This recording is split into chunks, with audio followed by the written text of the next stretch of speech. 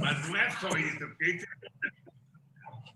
So please, I'm going to deactivate all your microphones الآن سأبطل جميع الميكروفونات وسنعطي الكلمة للسيدة المدير العامة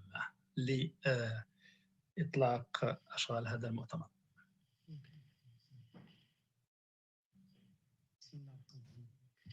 What a pleasure for the أنا مسرور أيما سرور باسم الإيسيسكو أن يكون معنا كل هؤلاء الضيوف على رأسهم الرئيس السابق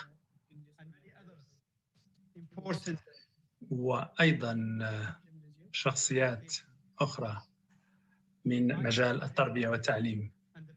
يسرني ويسعدني أن أرحب بكم جميعا إلى هذا المؤتمر الافتراضي حول التربية والتعليم في إطار المجتمعات التي نريد. يسرني أن أعطي الكلمة الآن لرئيس السابق للبرازيل. تفضل السيد الرئيس.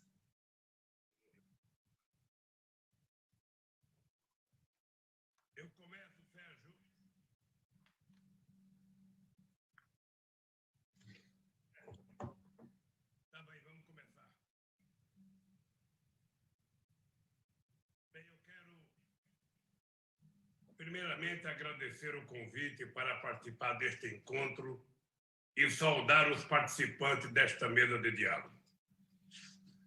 Quero cumprimentar a doutora Alice Albright, da Parceria Global pela Educação. Quero cumprimentar o Prêmio Nobel Kailash Satyarthi, promotor da Marcha Global contra o Trabalho Infantil.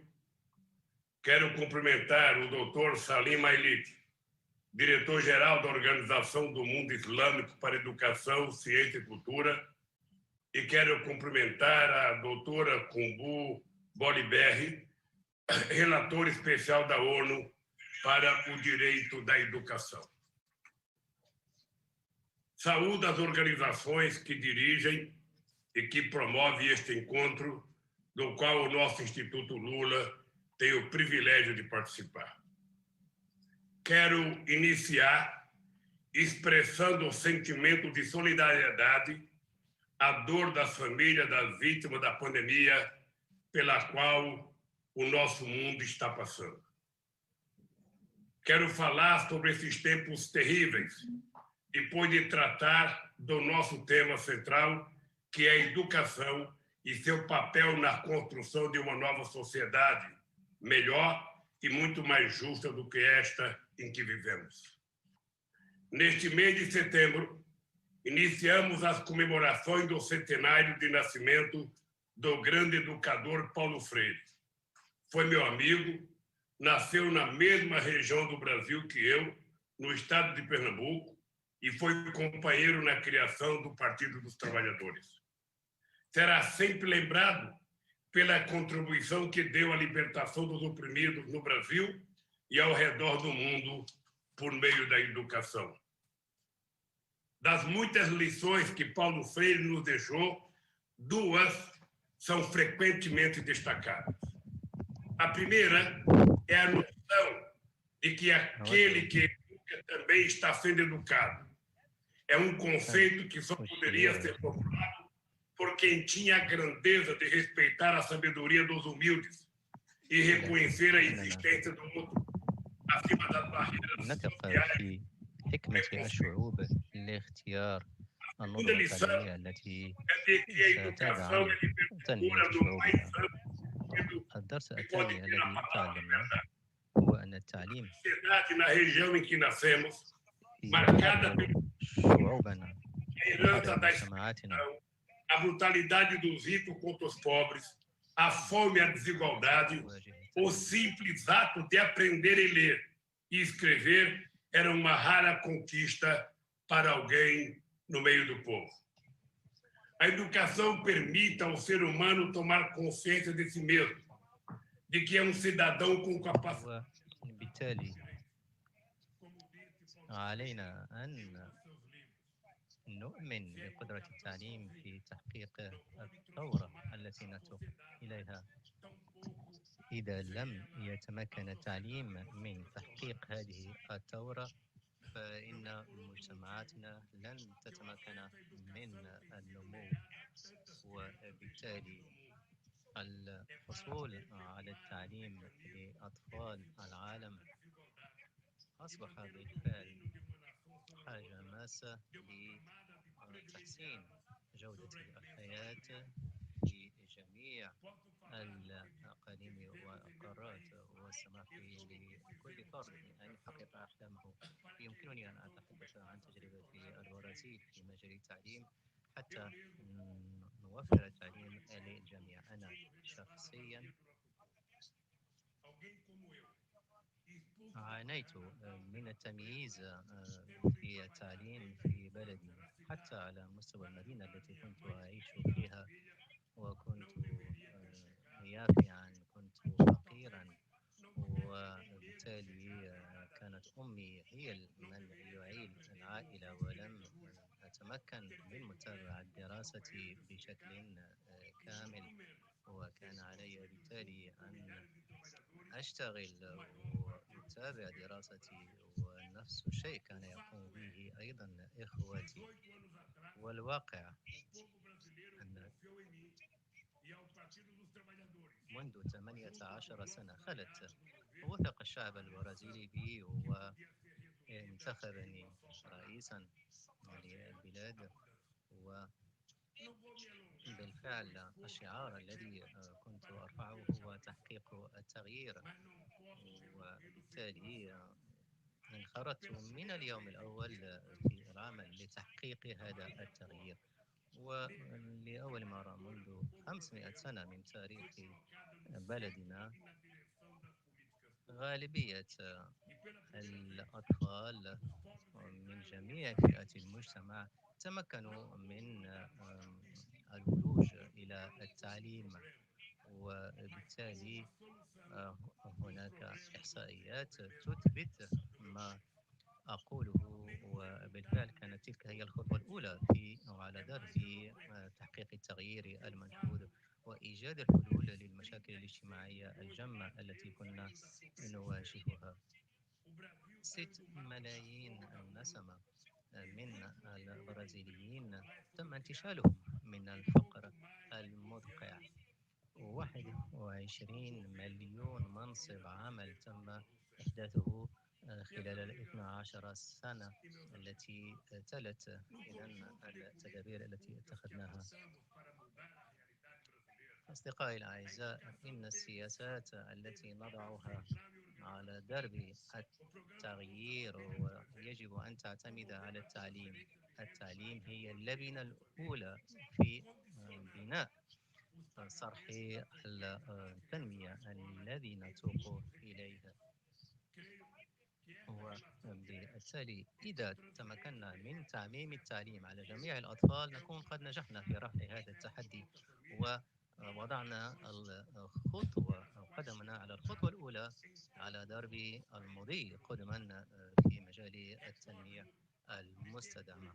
التعليم شرط أساسي لتحقيق التغيير، وهذا ما يجب أن تؤمن به جميع الشعوب وأيضا جميع الحكومات. لا يجب أن نركز فقط على الوفورات في الموازنات العامة، بل يجب أن نعقلن الإنفاق وأن لا نحرم قطاعات حيوية كالتعليم من الاعتمادات المالية الكافية كي نحقق المقصود والمنشود. هناك أيضا مسألة إشراك الحكومات المحلية. يجب بناء قدرات متخذي القرار على المستوى المحلي، يجب إشراك القائمين على المدارس ومديري المدارس كي نحسن تدبير قطاع التعليم ونرفع من البنية التحتية التعليمية، نوفر وسائل النقل للأطفال الذين يقطنون في مناطق نائية، نوفر عربات ندوات وحافلات تنقل الأطفال المتعلمين إلى المدارس وتعيدهم إلى منازلهم. هذه هي الثورة التي علينا أن ننجح في رفعها. قد أعود فيما بعد لأخذ الكلمة في هذه الندوة الافتراضية حتى ندخل في بعض التفاصيل، ولكن الأساس كما قلت هو أن نركز جهودنا على إنجاح هذه الثورة التعليمية. حكومتنا الحالية مع الأسف تراجعت نوعا ما فيما يخص تعهداتها بإيلاء الأولوية للتعليم وقطاعات أخرى حيوية كالصحة. هناك عديد من المدارس تم إغلاقها، هناك عديد من معاهد التدريب المهني أيضا عرفت نفس المصير، علما أن معاهد التدريب المهني تعطي فرص للشباب الذي لم يحصل على شهادات جامعية كي يتعلم مهنة وبالتالي ينقذ نفسه من الفقر المدقع. هناك دور كبير للجامعات التي تؤطر شباب. نحن في البرازيل أكثر من 200 جامعة، وبالتالي الشباب يؤمن بقدرة الجامعات على تأطير كل هذه الموارد البشرية كي تحقق أحلامها. ومن واجبنا نحن إذن كحكومة وكمعارضة أن ندافع عن هذه الأولويات التي نعتز بتحقيقها. أصدقائي الأعزاء، كل نقاش حول مستقبل الإنسانية يجب أن يركز على الأولويات، وبالتالي الأولويات التي تواجهنا اليوم عديدة. هناك النمو الاقتصادي، هناك التغيرات المناخية، وبالتالي هناك جائحة كورونا التي ما زلنا نتخبط فيها حتى اليوم، وبالتالي لا أحد يعرف متى ستنتهي هذه الأزمة الصحية. ولكن الإحصائيات تشير إلى أن غالبية ضحايا الجائحة في البرازيل هم من السود، من الفقراء والمهمشين الذين يعيشون في المدن الصفيحية. والأمر ليس فقط صحيحا بالنسبة للبرازيل بل أيضا بالنسبة لدول أخرى. إذن علينا أن نعبئ بالتالي الدعم لهذه الفئات الهشة المهمشة التي تعاني على أكثر من صعيد، وأن نوفر الغذاء والرعاية الصحية لهذه الفئات الفقيرة والمهمشة. المجتمع بالتالي مع الأسف ليس ديمقراطيا. حتى في البرازيل هناك بالتالي أقاليم يتم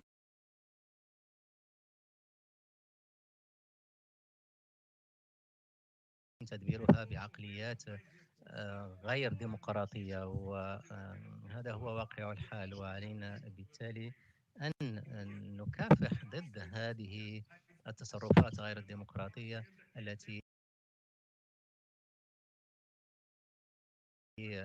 تسعى إلى احتكار الموارد بين يدي فئة معينة على حساب فئات واسعة من المجتمع. وبالتالي هذا ما بدأنا نندد به بقوة على جميع المحافل. كيف تتخلف الحكومة في البرازيل أو في مناطق أخرى عن تمويل القطاعات الحيوية كالتعليم والصحة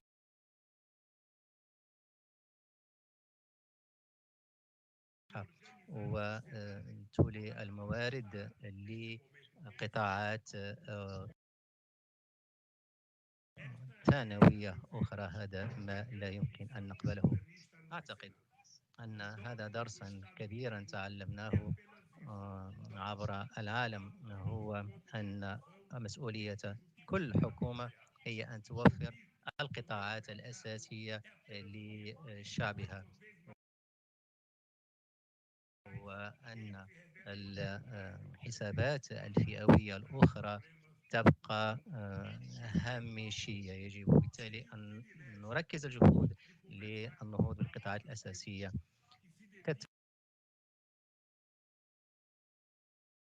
كالتعليم والصحة وما إلى ذلك.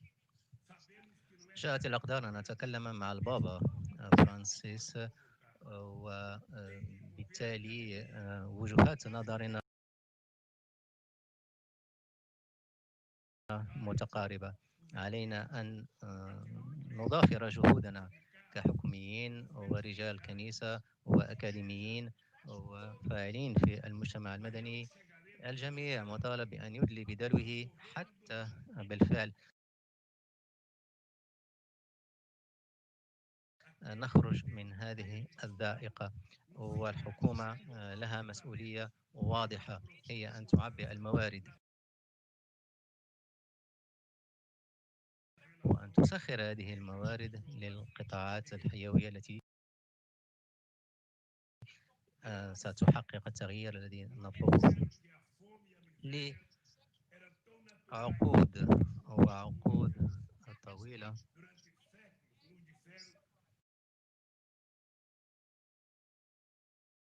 كنا نعتمد على استغلال الموارد الطبيعية من مياه وغابات ومناجم، ولكن لا يمكن أن نواصل على هذا المنوال. اليوم نحن مطالبون في البرازيل وفي أقاليم أخرى أن نحسن ونرشد بالتالي استغلال الموارد الطبيعية. وهناك تباين اجتماعي بين الفئات الاجتماعية، وهذا أصبح الآن غير مقبول. بالتالي نتوق بالفعل إلى تحقيق التغيير، نغير بالتالي الممارسات لضمان مستقبل أفضل. من وجهة نظري هذا درس آخر تعلمناه من جائحة كورونا، حتى وإن كان الثمن الذي أديناه ثمنا غاليا، إلا أنه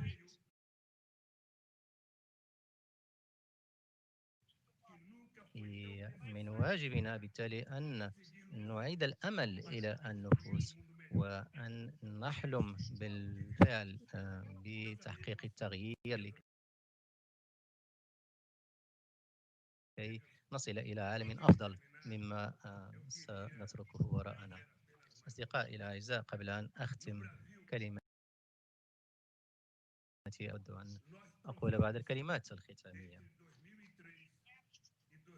لقد أثبتنا منذ 2003 حتى 2013 أن التغيير يمكن تحقيقه. على الأقل في البرازيل أثبتنا ذلك. لقد أنقذنا ملايين البشر من براثن المجاعة والفقر المدقع، وبالتالي حتى إن كنت أنا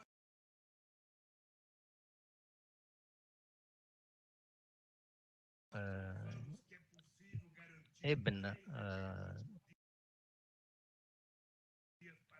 زوجين فقيرين، عشت في الأحياء الهامشية في البرازيل، تمكنت من أن أصل إلى رئاسة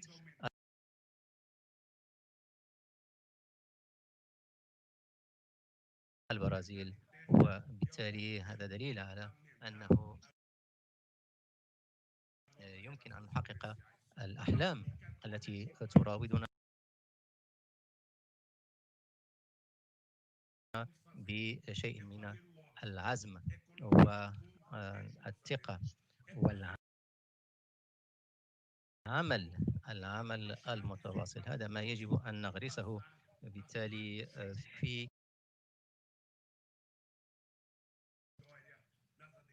نفوس الأجيال الصاعدة كي تؤمن بإمكانية تحقيق التغيير وتشتغل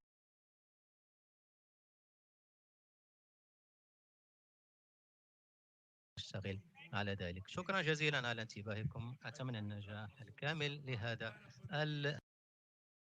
هذه الندوة الافتراضية، وشكرا للأجهزة التي تبذلونها.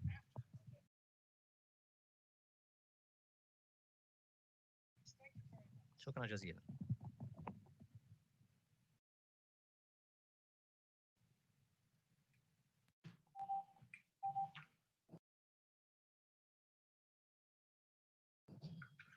Thank you very much, Your Excellency.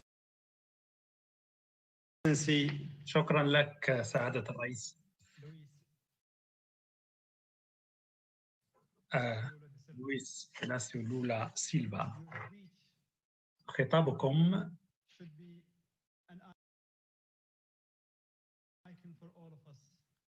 يجب أن يكون مناراً لنا جميعاً لنتبع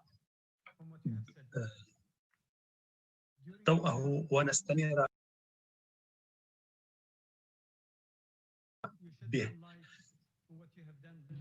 أنتم سلطتم الأضواء على ما قمتم به، والجميع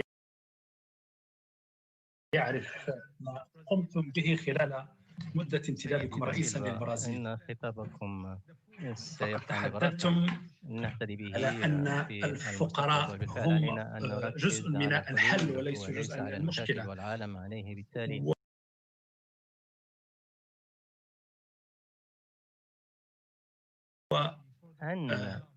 هذا مهم جدا بالنسبة لكل بلد في العالم. نريد من المجتمعات أن تدمج فقراءها حتى يكونوا جزءا من الحل وليسوا جزءا من المشكلة.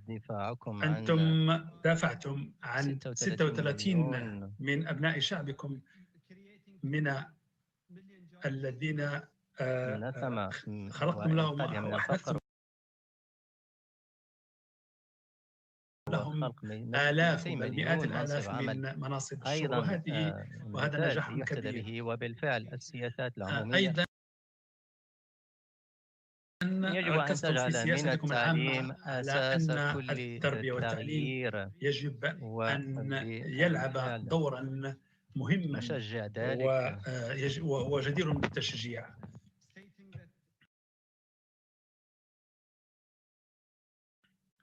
قلتم على أن الاقتصاد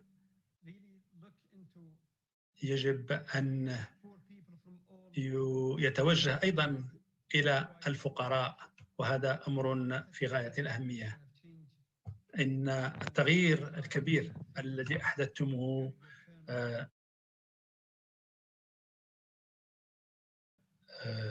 بارز للعيان خلال مدة انتدابكم، ولا شك على أن حالنا تحت هذه الجائحة يشكل لنا درسا يجب أن نستعيض منها. إن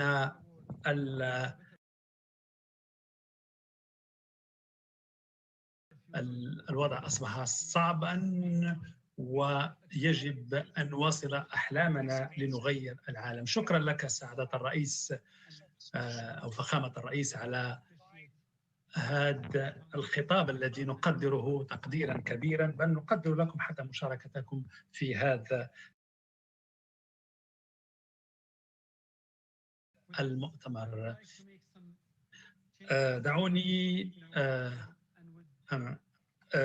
أقوم أو بعض التغيير في برنامجنا، وسأدعو زملائي الأعزاء لأخذ الحديث، وسأرجئ حديثي إلى الأخير.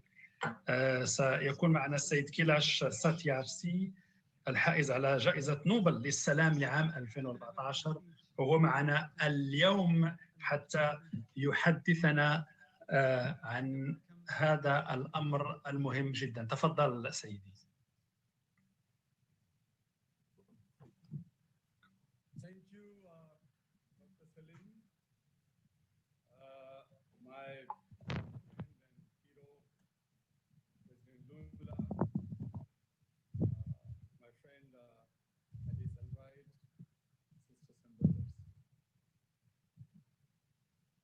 It is heartening to see President Lula virtually today on the screen. Last time إنه لسعادة بالغة أن أرى فخامة الرئيس لولا يواصل نضاله الذي قام به لعقود طويلة. لقد التقيت به عدة مرات وناقشنا هذه الأمور، ويذكرني دائما بأنه يضع أهداف يشتغل على تحقيقها، حتى وإن كان لي أنه يحتاج إلى 120 سنة حتى يحقق ما يحلم به. وأتمنى سيدي لولا أن تعيش 120 سنة. شكرا جزيلا لكم.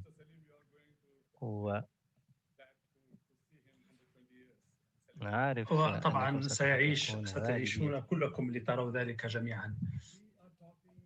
اليوم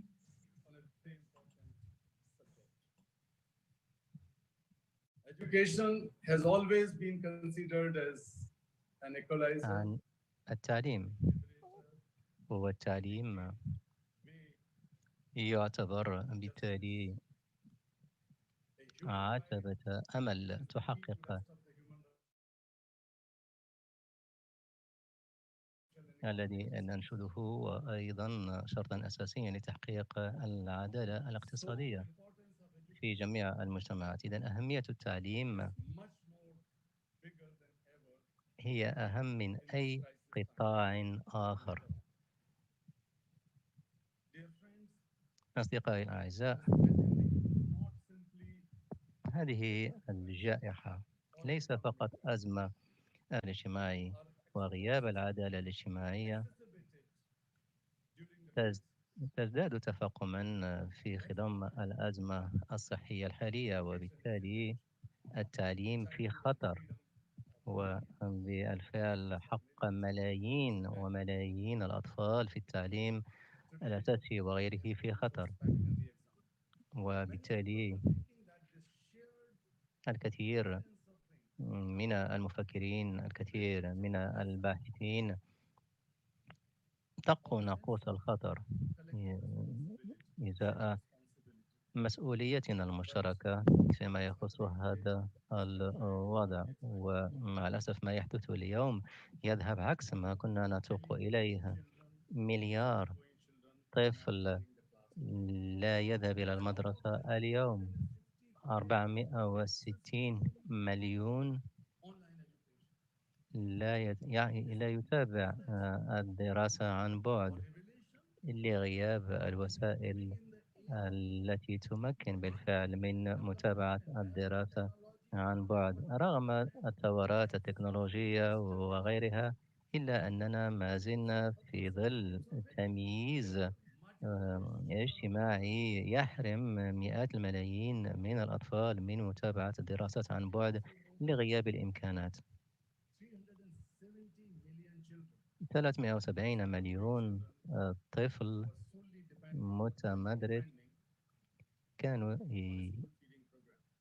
كانوا يعتمدون على المؤسسات المدرسية في غذائهم أيضا. حتى عائلاتهم في بعض الأحيان تعتمد على البرامج الغذائية التي توفرها المدارس. ما هو مصير هؤلاء الأطفال؟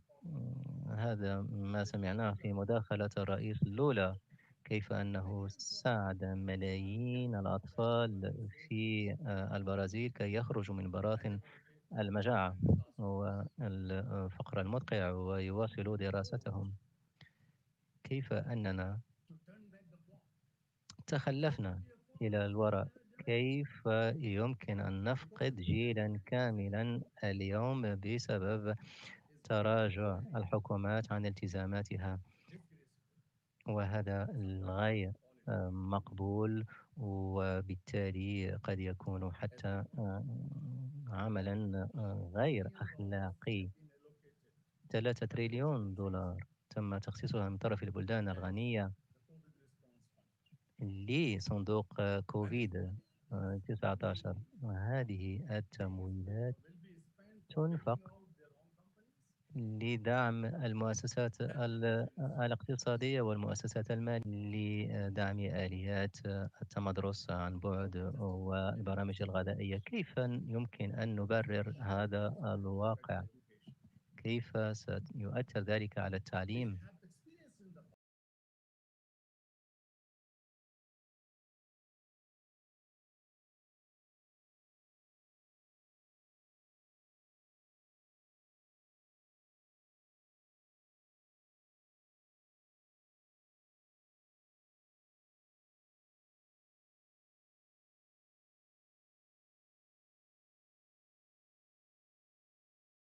صفوف التعليم بسبب هذه الأزمات. واليوم بناء على الدراسات التي تم القيام بها، حوالي 80 مليون طفل لن يعود إلى صفوف الدراسة. هناك كثير من التعهدات تقدمت بها مؤسسات عالمية وحكومات، ولكن لم يتم الوفاء بهذه الالتزامات، وهذا لا يمكن أن نقبله كواقع. لا يمكن أن نحرم أي طفل من حقه في التعليم، وخاصة التعليم الأساسي، وبالتالي خاصة أننا في عام 2020. تابعت الوثيقة الإطارية التي ستناقش في داكار في الاجتماع الأممي القادم، وعلينا بالفعل أن نعود إلى جدة الصواب ونركز على الأمور الأساسية، خاصة التعليم. أصدقائي الأعزاء، كلنا مطالبون بأن نشتغل يدا في يد وأن نضع أجندة حقيقية لحماية الأطفال المهمشين وضمان حقهم في التعليم. بداية الشهر القادم سننظم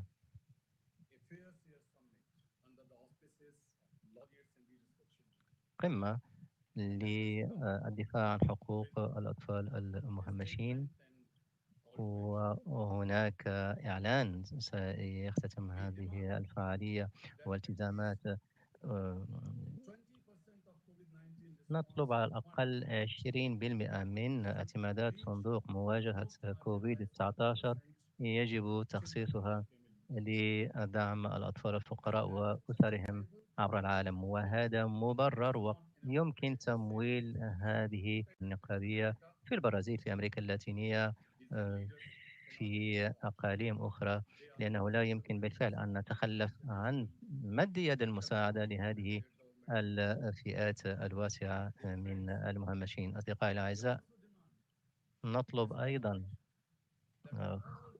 أن كل الدعم الذي توفره الحكومات للمؤسسات الاقتصادية والمالية وغيره يجب أن يركز على البرامج الاجتماعية التي تنقذ فئات كبيرة من براثن الفقر والبطالة، وأن تستفيد الفئات الميسورة من هذا الدعم. إذن هذا أو حان الوقت كي نطلب تسريع البرامج الدعم الاجتماعي وتمويل بالتالي التعليم لفائدة الأطفال بالأساس. أنا كنت أحد مؤسسي مبادرة الشراكة العالمية للتعليم، وكنا نناضل لتعبئة الموارد، وحان الوقت بالنسبة للحكومات والشركات الاقتصادية أن تدعم هذه البرامج الاجتماعية لمد يد المساعدة لهذه البرامج التي نقوم بها. كما قال الرئيس لولا، نحن بحاجة إلى ريادة سياسية، وبالفعل ريادة فخامة الرئيس لولا في البرازيل ساعدت في إنجاح العديد من البرامج الاجتماعية وتعزيز برامج التعليم لفائدة الأطفال. ثالثا، أود أيضا وأتمنى وأطلب أن المؤسسات الصناعية والتجارية عليها أن تلعب دورا رياديا، والحكومات عليها أيضا أن تضع تشريعات تضمن بالتالي وتكافح عمالة الأطفال، لأن هناك مئات من ملايين الأطفال يشتغلون بدل أن يذهبوا إلى المدارس، وهذا يزيد الطين بلة. وبالتالي هؤلاء الأطفال حينما بالتالي نمنعهم من العمل سيذهبون إلى المدارس. يجب أن يكون هناك إذن تشريعات صارمة تكافح عمالة الأطفال. رابعا، نطلب أيضا إقامة شراكة للحماية الاجتماعية عبر العالم. رأينا كثير من أقاليم العالم ليس فقط في البرازيل كيف أن نظم الرعاية الاجتماعية ساعدت في استمرار الأطفال في دراستهم وأنقذتهم من براثن الجهل والفقر، وساعدت في بناء القدرات.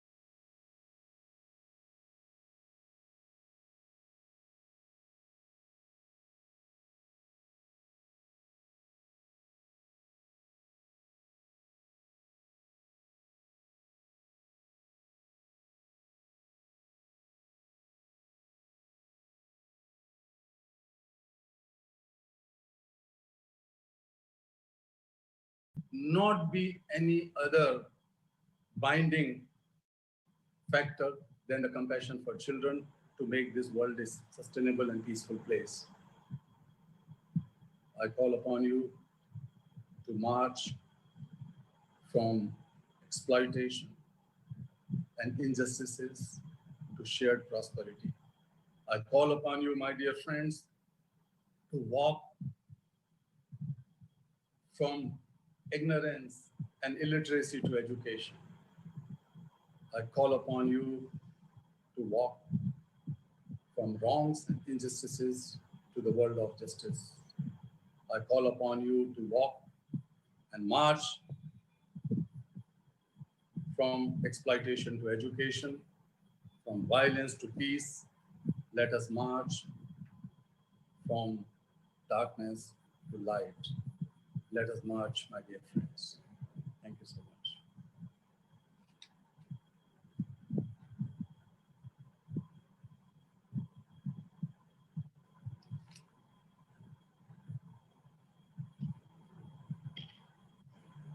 Thank you very much. Again, speech that is a music to our ears, delivered by Mr. Kilash, a Nobel Prize winner. You mentioned that education is an equalizer, is a gateway to justice, is a prerequisite to the society that we want. You also focused that this pandemic is not just only a health or economic problem. It is a crisis for morality and justice. You called for education and the freedom of millions, those who are in danger. You mentioned that 8 trillion were allocated to fight against this COVID-19, and only 0.3% were allocated to marginalized and poor people. This need to be revisited and need to be brought up everywhere, in every conference, in every international conference. You mentioned that we made the promises, and the promises has been made to our children, and yet many times promises were not kept.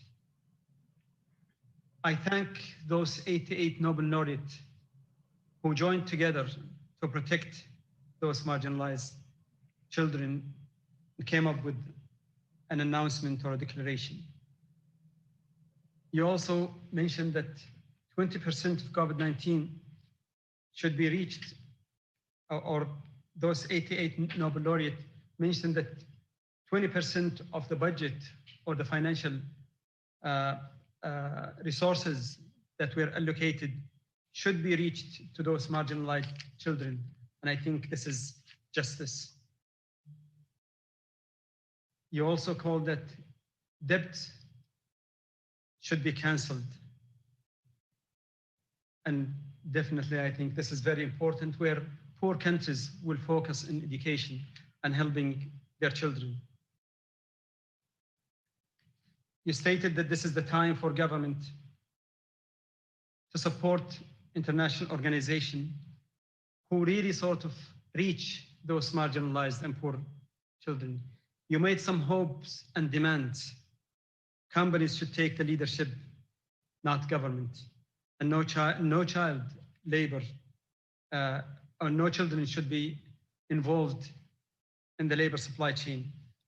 And that to establish a global social protection, which is very important.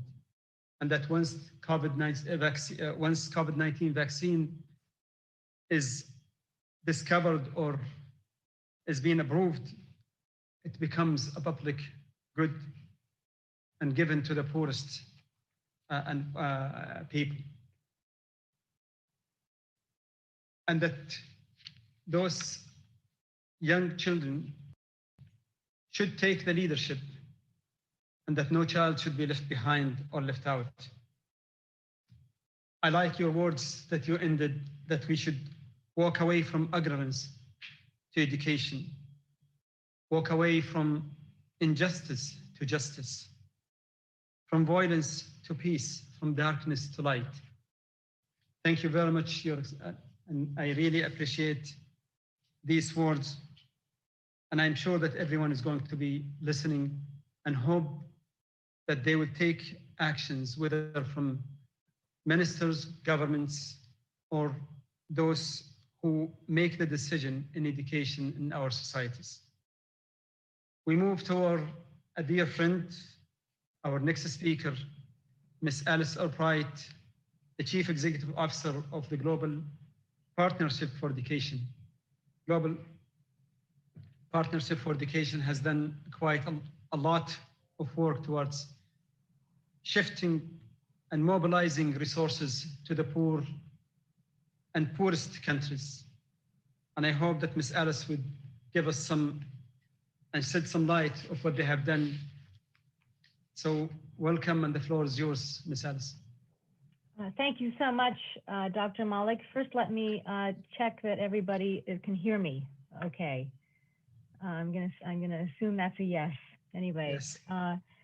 Your Excellency President Lula da Silva, Mr. Satyarthi, Dr. Al-Malik, Excellencies, ladies and gentlemen, it is a true honor to speak with you today in such esteemed company, including the Ministers of Education from Pakistan, the Gambia, Guinea-Bissau, and Tunisia. I'd also like to extend warm greetings to our dear friend, Dr. Boli Berry, for all of her also outstanding work in education. Dr. Al-Malik, I'm so grateful to you as Director General for hosting this important event. Dr. Malik and I first had the opportunity to meet in his home country of Saudi Arabia in 2018, when I addressed a gathering of the region's brilliant education educators. And since then, we've seen a series of inspirational and creative engagements across the Arab region. The Global Partnership for Education works to mobilize new partnerships and investments, including with Arab and Muslim country partners. In 2018, the UAE became the first Arab donor country to join GPE, providing us generous financial support and critical strategic and technical input. In 2019, we consolidated our relationship with the Islamic Development Bank with a signature framework of cooperation on innovative financing for education, unlocking the GPE multiplier in joint member countries. And my colleagues are working with our very dear friends at Dubai Cares, a leading global philanthropy, to ensure a successful Rewired Summit 2021 at the upcoming Dubai Expo. And I know that many of us are looking forward to that moment as hopefully an opportunity to be together in person once again. Today, I'm going to make 4 points. First, the societies we want cannot be built without guaranteeing a quality education for every child. If anybody harbored any doubts about the importance of education, the COVID-19 pandemic erased it. Education is not only fundamental to a child's future, it is also essential for her parents to be able to go to work to support their families. It is vital to the prosperity of nations and to a peaceful world. GPE's vision is of a world where every child has access to an education system that is equitable, inclusive, and resilient, and where a high-quality education is not limited by one's economic status, gender, disability, or place in society. But that vision, and this is my second point, is far from being a reality. Children, families, communities, and countries suffer the repercussions of denying the right to a quality education. The COVID-19 pandemic took some 1.6 billion children out of school, putting everyone at risk of falling behind, but especially students living in poverty, girls, refugees, and migrants. Some of these will sadly never return. Early marriage, teen pregnancy, child labor, and poverty will be on the rise. But even before the pandemic, more than 250 million children did not attend school, and many who did were not learning enough. Girls especially are left behind. They are 1.5 times more likely than boys to be excluded from a primary education. We ignore girls' education at our own peril. An educated girl is more likely to lift her own family out of poverty. She is more likely to immunize her children and send them to school. The economic costs of not educating girls are colossal, leading to between $15 and $30 trillion in lost lifetime productivity and earnings. This is why GPE puts equality at the heart of everything that we do. Third, turning education around for our children will require sustained investments and innovation. This has been at the heart of GPE's approach for nearly 2 decades. We are the only partnership and fund dedicated exclusively to improving education in lower income countries.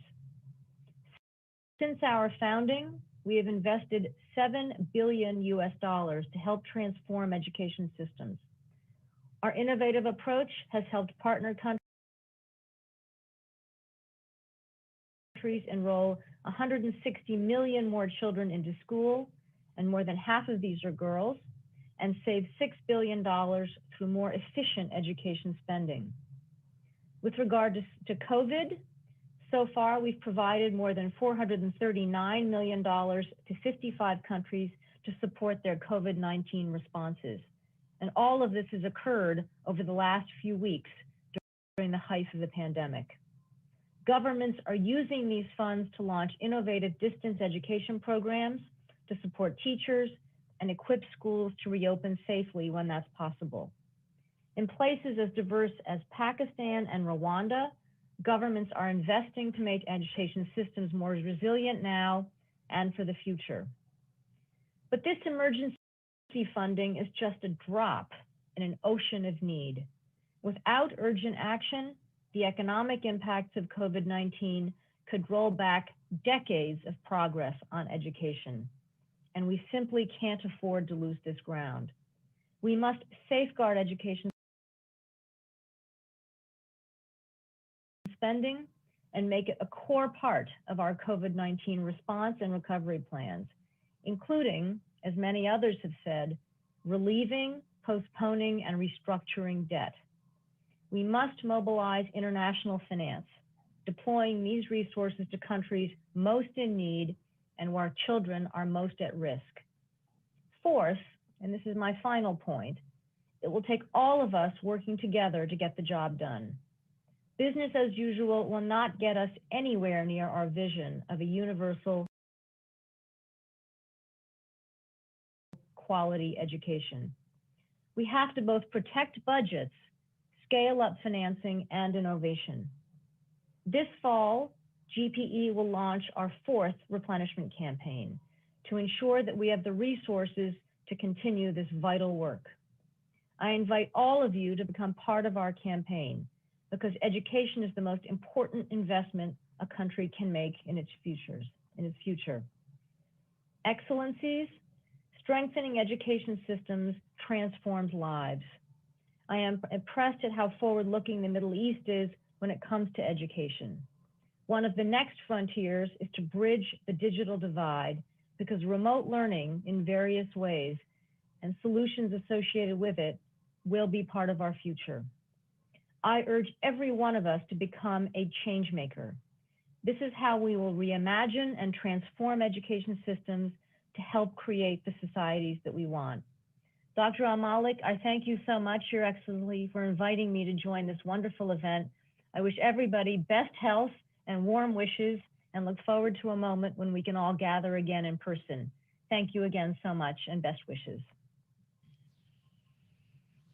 Thank you very much, Alice. Again, GPE has always in the front line in fighting not just only a crisis, but fighting poverties and making sure that, as you clearly stated, quality of education is in the heart of GPE. You clearly stated that society cannot be built without education, and it's vital for prosperity, and I definitely agree. Funding of more than 400 million in the last few weeks to support marginalized and poor countries. I think this is a kind of an international organization that really makes a difference, which is quite important during such a crisis. We must work together, absolutely, and I think that you hit really the center of everything, that not just only international organization, not only government and companies. I think everyone, we all should work together to make our world looks better. Once again, thank you very much, Alice, as usual. Thank you. Now I move with my speech, if you allow me. And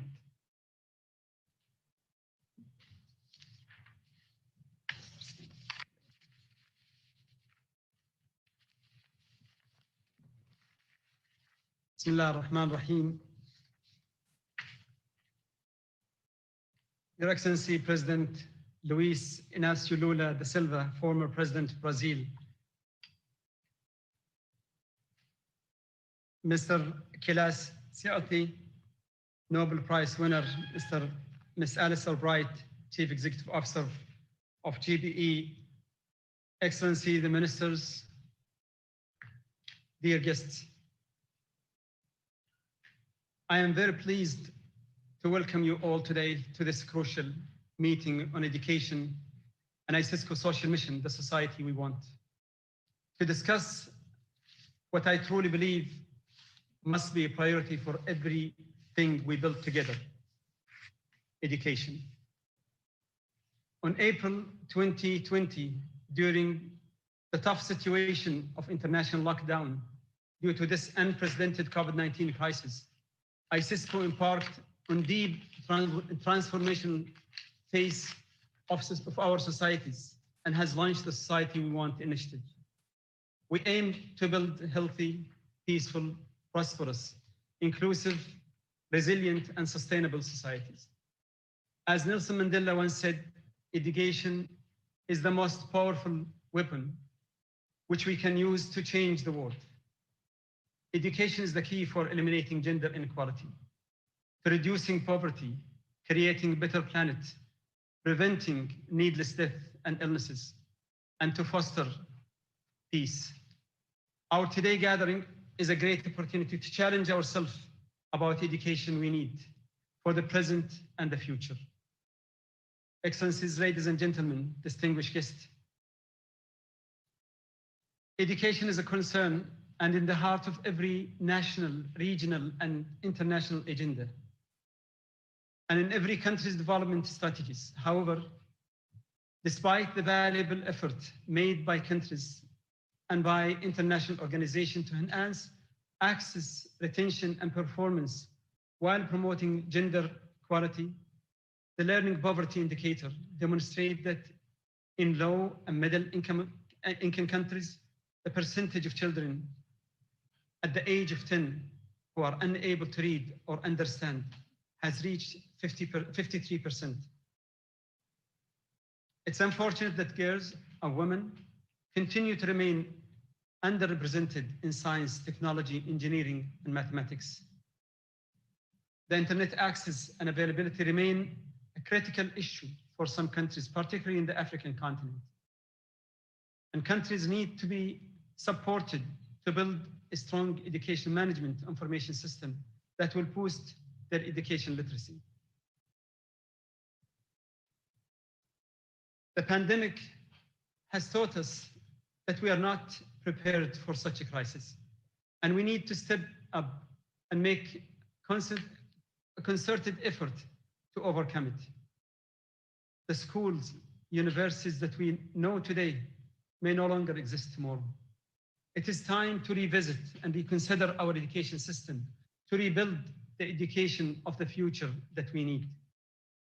COVID-19 has revealed the need for innovative education approaches and models, in particular, the use of artificial intelligence in education. The 21st education system, or the 21st century education system, will be completely different. Those who will win this pursuit are the ones that can foresee the future and make them today realities. Ladies and gentlemen, today I would like to reiterate the promise and commitment I made to our member state 16 months ago, to place ICESCO as a beacon of a global outreach within its realms of competence to overcome the challenges and keep pace with regional and international changes, while promoting multilateral cooperation and partnership, decentralizing efforts to further reflect the ground realities on education, science, and culture. Our commitment responds to the aspiration of the Islamic and the world at large for inclusive, sustainable development and a prosperous future through all forms of education for everyone and at all levels. Once again, I express my determination for ICESCO to contribute in achieving the education for all goals and invite all stakeholders in education to join us in creating a strong and unified education management system as an enabling factors in the achievement of our education goals. Many international organizations like ICESCO share similar and homogeneous aspirations and goals. Instead of competing, we complement the efforts of our counterpart organization and are delighted to work hand in hand to achieve together the advocacy of education for all. And thank you very much. And now we move to our next sessions, and I will ask my dear colleague, Ms. Combo, to take over and moderate the second session. But once again, I really would like to thank His Excellency President, the former President of Brazil, Ms. Luis Inácio Lula da Silva, Mr. Kailash Satyarthi, the Nobel Prize winner, and Ms. Alice Albright, the Chief Executive Officer of GBE, for their participation and wonderful speeches at this opening session. Thank you.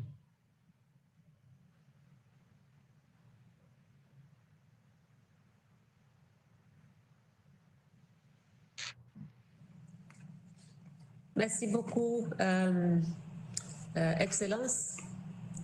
Je voudrais vraiment very much, Excellencies.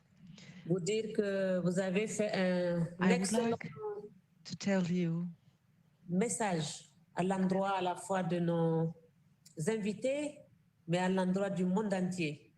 Excellence, Monsieur le Directeur Général, avec votre permission, je voudrais très sincèrement remercier Son Excellence, Monsieur le Président Luiz Inácio Lula da Silva du Brésil. I would like to thank the President of Brazil as a special reporter of the United Nations for the right that was in this framework that we invited him.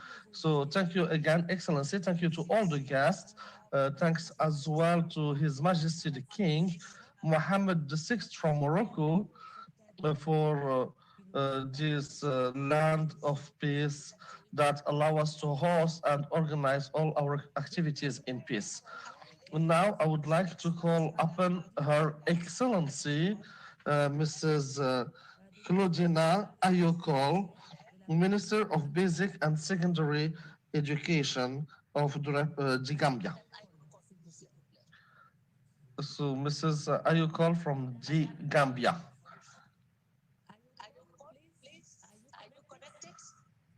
Excellency, Ayokol. Okay, okay. I think she's not connected. We will give the floor to the Minister of Pakistan, the Honorable Minister Shafkat Mahmood, please. You have the floor and you're welcome.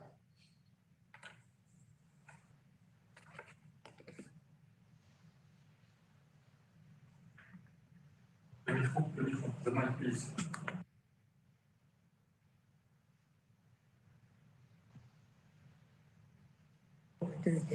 Est-ce que vous pouvez activer votre micro, s'il vous plaît, Monsieur le Ministre? C'est en anglais? Okay. Excellency, could you please turn on your microphone? Thank you. Yes, yes. Can you hear me now? Yes. Well, Dr. Salim Al-Malik, ladies and gentlemen, Excellencies, it was indeed a pleasure to hear President Lula and Ms. Alice Albright and my friend Dr. Malik and their speeches outlined the problems that the world faces in the shape of education. And I'm very grateful to be invited to this August gathering. We've been living through a very difficult time. COVID-19 impacted all countries and it impacted Pakistan also. And during this period, our educational institutions remained closed for 6 months with a great loss to our children. And because of many reasons, but one of them was that not everybody was connected, and the digital divide that some of our worthy speakers had been talking about earlier became far more visible and far more stark during this crisis. So we have been facing many challenges. We already, even before COVID-19, we were facing a challenge of out-of-school children. But during the pandemic, as schools remained closed, many of the institutions, especially low-fee paying private institutions, had difficulty surviving.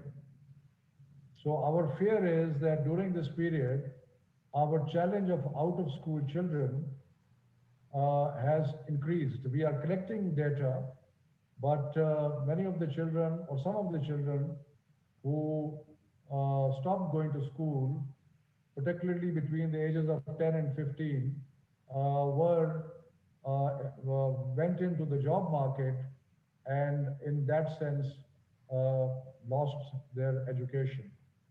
So among the many challenges, this was one of the challenges that we now face, but there are other challenges that we have had for some time in our country.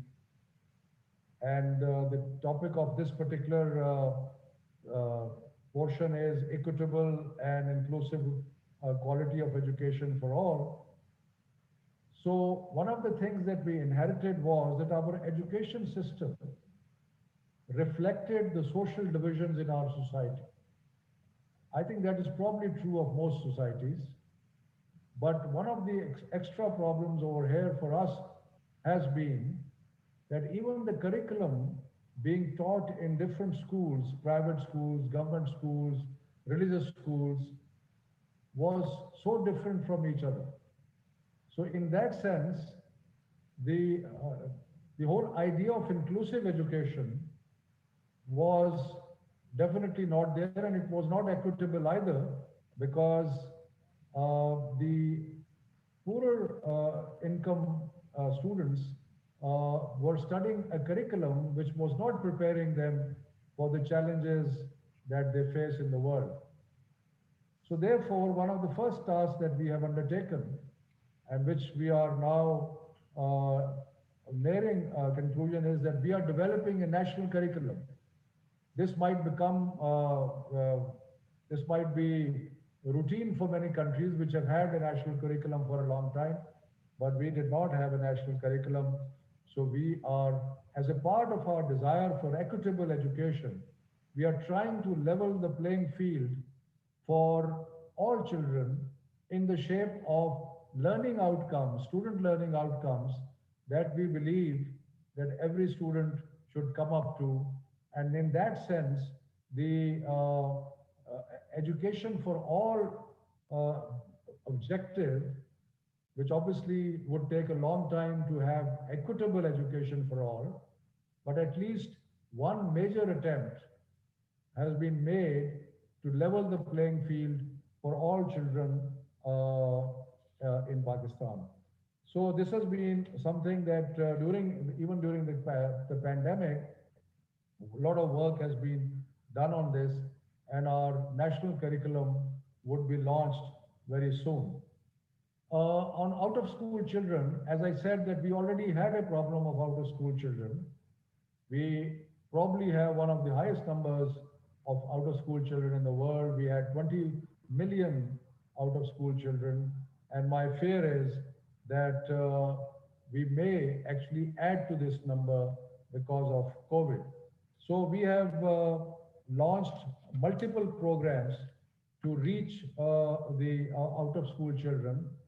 In our social protection plan, in which we give cash transfers to poor families, and during the pandemic, we gave 150 billion rupees in shape of cash transfers, as also a component that if these families send their children to school, they would get an extra stipend. So this program, which is known as Wasila-e-Taaleem, has been specifically launched to address the problem of out-of-school children, because many of the out-of-school children come from low-income families.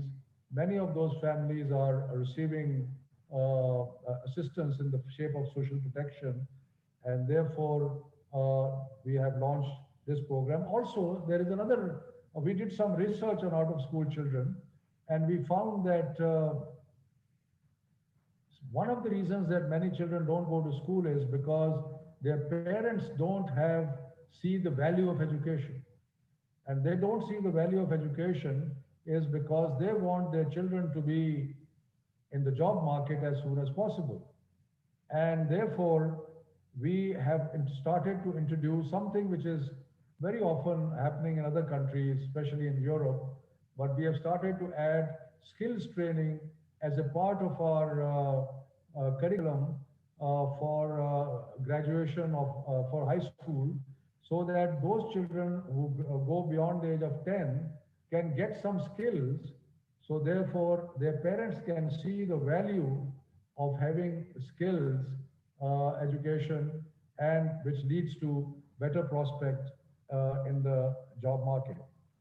So similarly, to reach to the girls, we have also launched a number of programs because social factors particularly were hampering the education of girls, because once they graduated beyond primary, the access to secondary schools was away from home, and the parents did not want to send their girls children far away from home. And so technology is opening up many doors, and technology is really helping us to reach out to people who do not have access to secondary schools or high school. So I think we are seeing technology as a huge boost to many of our efforts to reach children who are not going to school. And we are now going to use tablets to not only teacher train, not only reach out to informal schools, but we'll also reach out to women and girls, and technology is going to be a big help. Incidentally, in the question of technology, as soon as we closed the schools, we immediately launched a teleschool, which was watched by 7 to 8 million children every day. So that was quite helpful. So there is so much to say, but technology is the way forward. And we are looking at educational technology, development of new content, reaching out to children who are difficult to reach. And in this, I must say that Global Partnership for Education has been very helpful. And Ms. Albright, who was here, they have helped Pakistan in emergency assistance for COVID, reopening schools for COVID. And we are definitely has helped us a lot in opening schools and making other arrangements to reach out to children who are not in school. So just to sum up, we are looking at a variety of initiatives which would be helping us to ensure that every child is somehow reached out to. We follow the policy of no child left behind, and inshallah, by the grace of Allah, we will try and expand our programs, and over a period of time, we hope to reduce drastically the number of children who are out of school.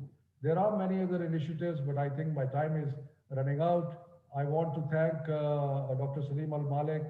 Ever since he has arrived at ICESCO,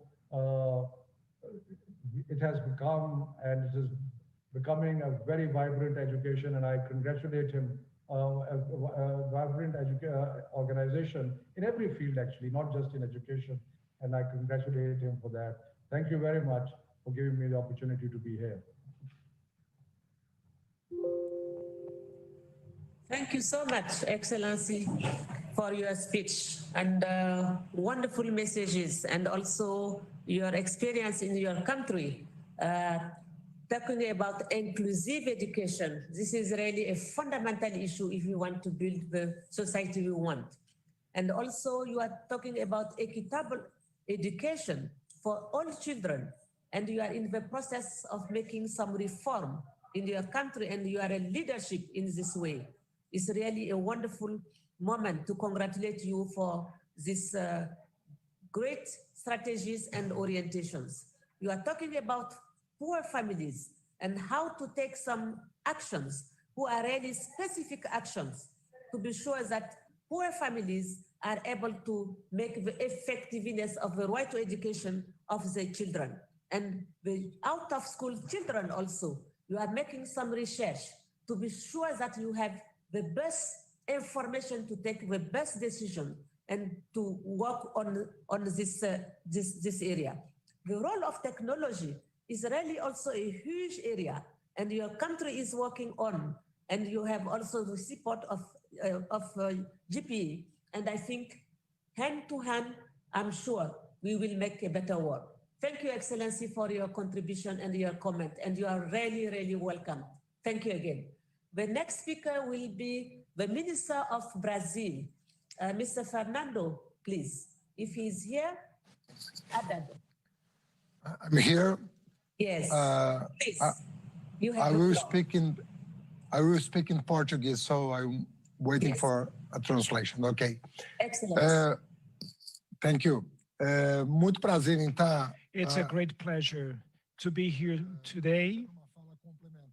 And I will compliment a speech made by our President Lula that governed Brazil for 8 years. He was in office for 8 years, and he actually put education in Brazil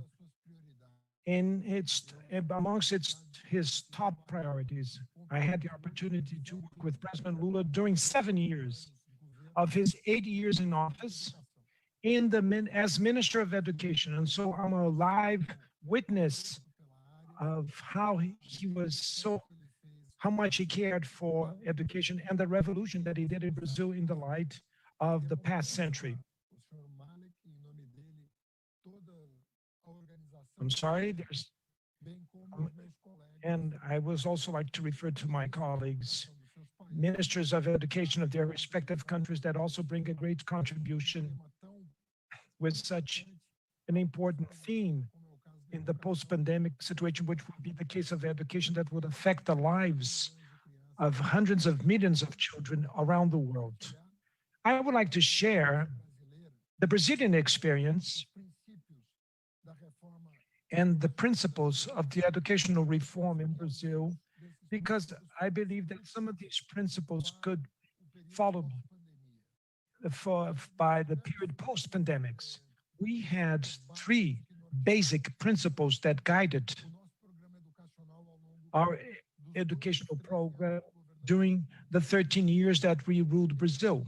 The first and most important one was to value the teacher, valuing the teacher's work in Brazil. And for that, President Lula passed a constitutional amendment foreseeing for all Brazil, we're talking about more than 200 million inhabitants in Brazil, a minimum wage, a floor, is specific for the teachers, a separate minimum wage for the teachers. That is to say, Brazil has a minimum wage for any worker in the country, but it has in its constitution a minimum wage foreseen for one just professional category, which is the teachers, Brazilian teachers. And this floor, this initial wage for beginning a teacher's career drew the attention of the Brazilian youth for something of which they were far away from for a long time, where the profession as a teacher was being devaluated, historically speaking. And so we put that as our core focus in the community, but especially we had the target of the youth so that they could serve their country as teachers. And this minimum wage, specific minimum wage for the teachers, transformed the reality of many young people, especially those that live in the poorest regions of the country, where this salary has an appeal, it's attractive in the interior of Brazil, a much higher appeal than it would have in the big cities. The second aspect, important aspect, was the funding aspect for education. For the very first time in the Brazilian history, the funding of education, of the Brazilian education as a share of our GDP, the gross domestic product, was fixed above the average of the OECD countries, which is something that never had happened before during the 20th century. That is to say, for the very first time in the history of Brazil, where public funding, public investment as a share of the GDP overcomes the average of the richest countries in the world that are OECD members. This made it possible to more than double investment per student on elementary school or basic education. And the third point, the third topic, very important, we started to assess every 2 years all the public schools in Brazil, without any exception. We started to publicize the results per school so that the families, the households could appropriate themselves of this information about their local school. And we fixed goals, targets, that each school would have to reach a certain goal, those learning goals in the basic disciplines of domain of the language and of mathematics. And this made that all the teaching system would mobilize itself in favor of a high quality education. We know that education is not restricted to the domain of languages, of mathematics, and the native language of the country. We know it's not limited to that only, but we also understand that without the control of the native language and mathematics, it's very difficult to guarantee full citizenry. That is to say, the follow-up of the literacy and the learning of math of each Brazilian child. Now it became part of the routine of the follow-up by the families and by the governments, local, state, and federal level. So the change of management of education went through these three issues. First, the evaluation of the teacher. Second, permanent assessment. And then third, state or government funding so that the transformation could happen.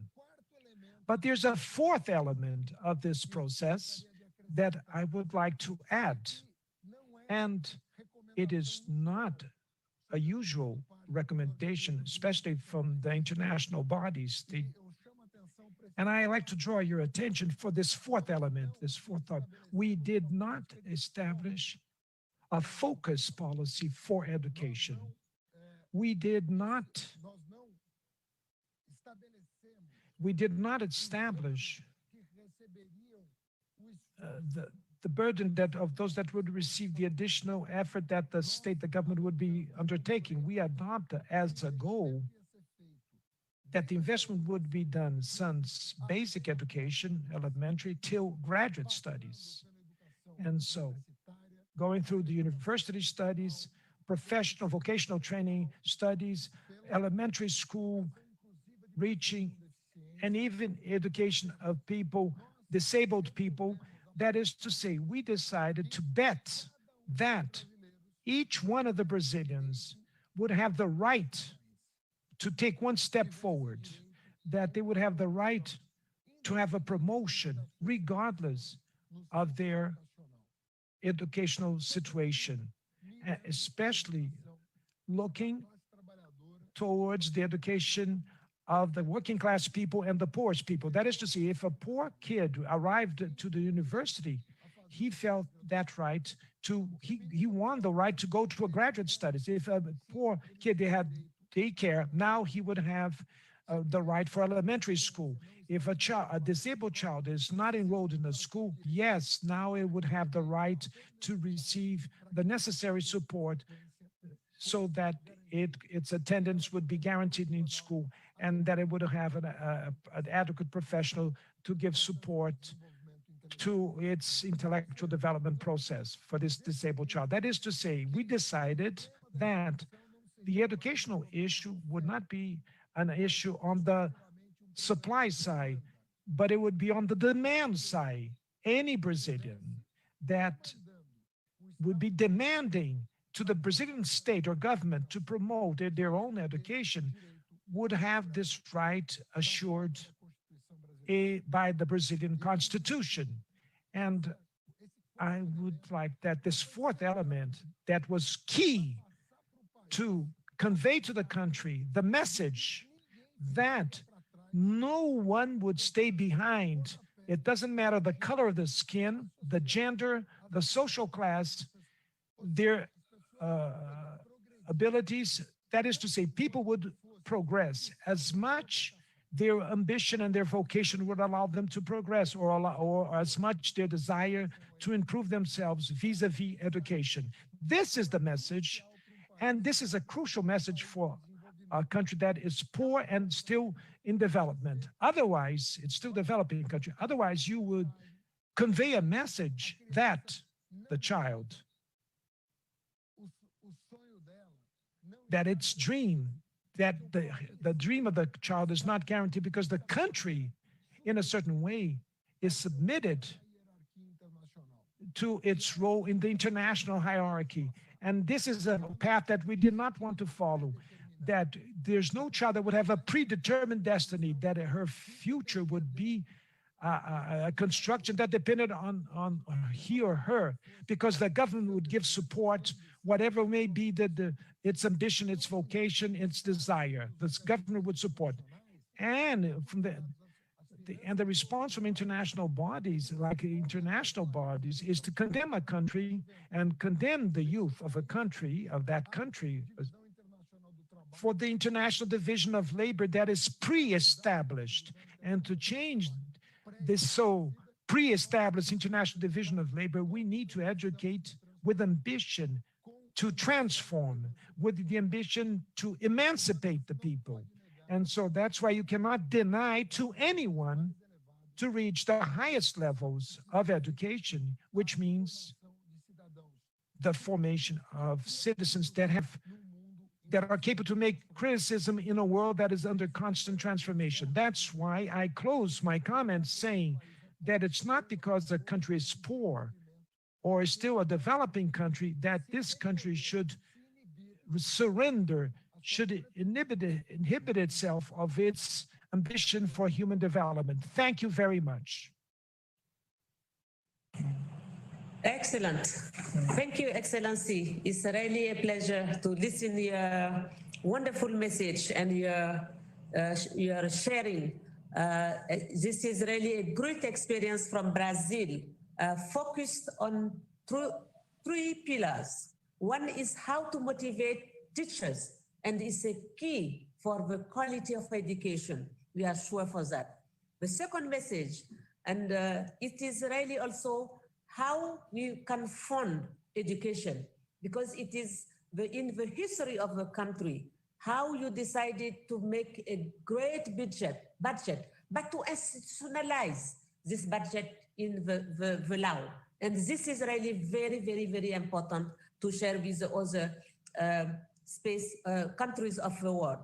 The third thing is also the quality of education, but the public quality and inclusive education, taking care of everybody. That means people who are poor, people also, you take care of gender perspective, social care, and this is really, I think, how also to build a good policy with the decentralization of resources, but also for human resources. And I think this is really how to build the better future for the education, and to have an education who is really with ambition for the country, with ambition for the citizen, to emancipate, but also to transform the society. We are really learning very well from you, and thank you again for this wonderful sharing with us. The next speaker will be my colleague of the Honorable Minister of Tunisia. Please, Hatem, you have the floor, and really you're welcome to share with us your knowledge.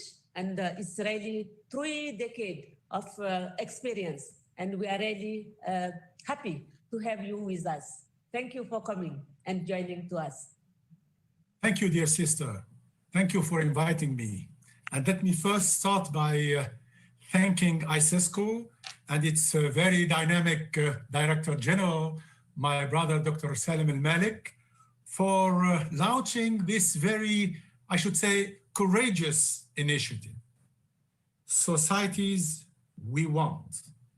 At this very critical moment in humankind history.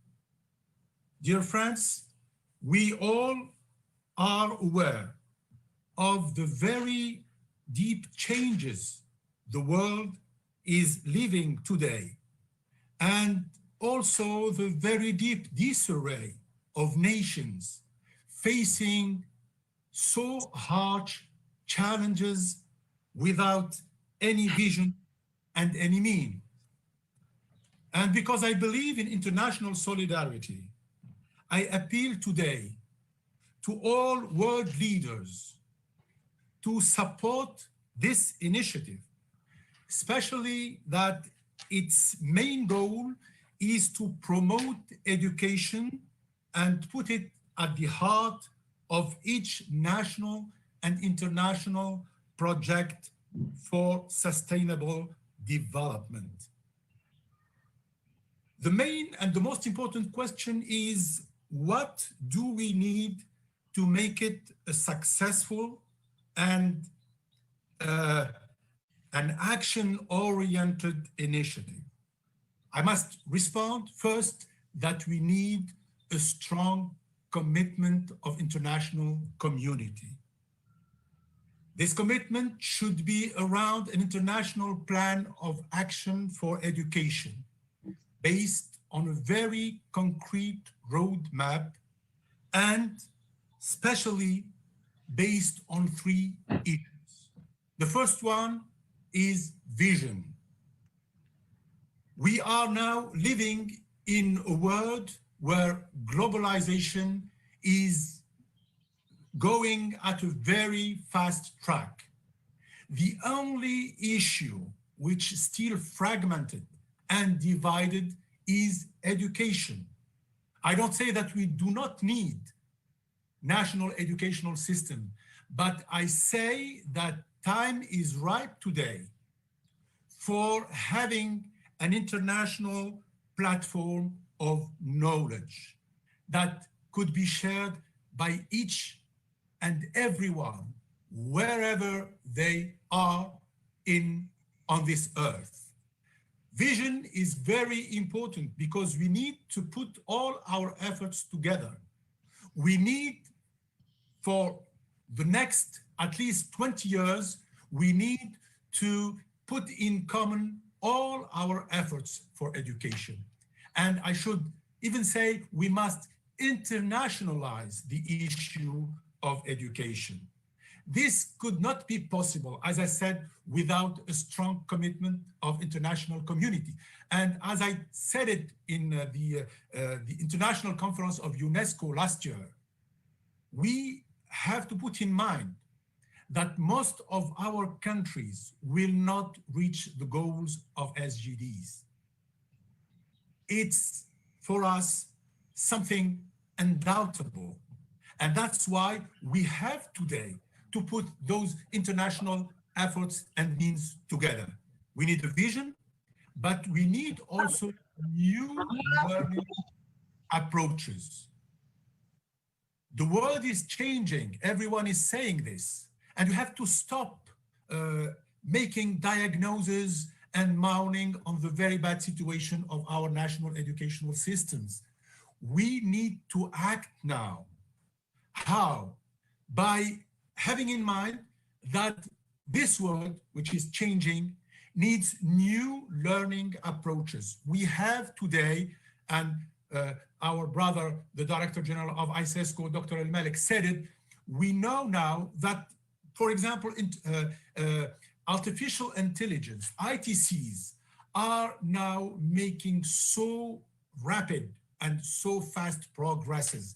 We need to get into this trend, and we need to be aware that in the future, international artificial intelligence and ITCs will be at the heart of every project of reforming education, nationally and internationally. Most of the jobs of today, more than 60% of them, will disappear in the 20 next years. We have to take this into account and change our programs, change our methods, change our pedagogies, and give our professors and our masters the time and the skills to be able to at least adapt themselves to do those very profound new changes.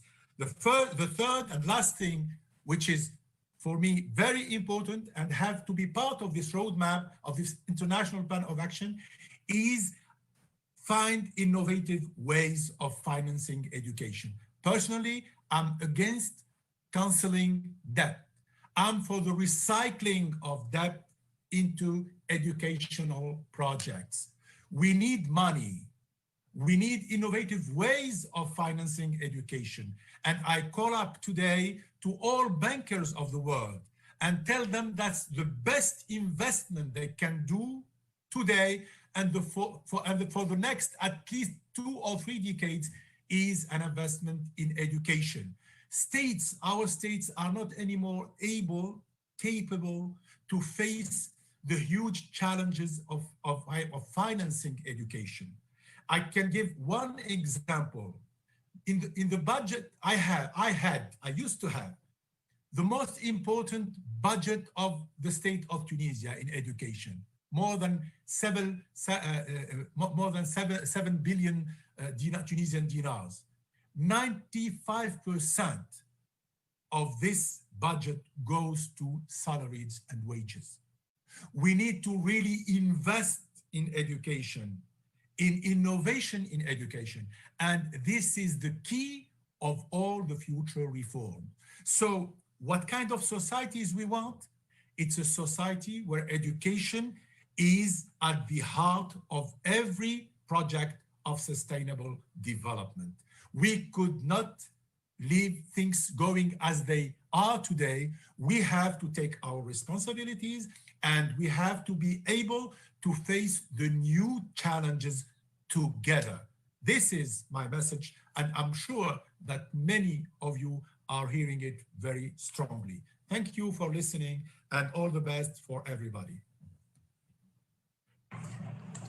Excellent. Thank you so much, Excellency. It's a pleasure, my brother, to meet you again and to listen your vision, who is really a wonderful one.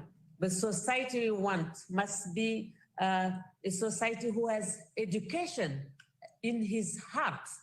And many components of this society, we must have education in the heart of this society.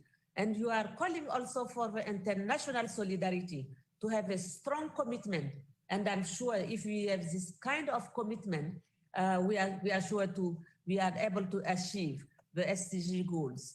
And you call also for how to democratize the platforms and also how to innovate. You are talking about the artificial intelligence. And I think it's really one key way, and ICESCO is really working on that. And His Excellency is really one of the key person who today are really pushing how to use this kind of tool to move also for better education for our world. You share with us also how to do that, to be sure that we will have innovative pedagogy. We'll have also good content, that means curricula, but we have also to give capacities to teachers, and we will have also the new ways and innovative ways to finance the education. For example, recycling debts. And I am sure many civil society are really organized and they are fighting also on this area. And I'm sure in a few terms, we will really see some achievement. Thank you again, my brother, for sharing your knowledge and also your strong vision with us. It's a pleasure.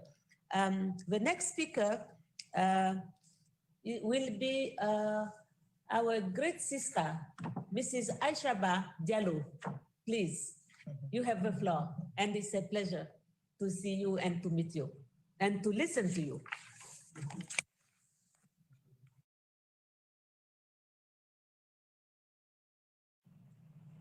Madame Aishaba, est-ce que vous avez allumé votre micro?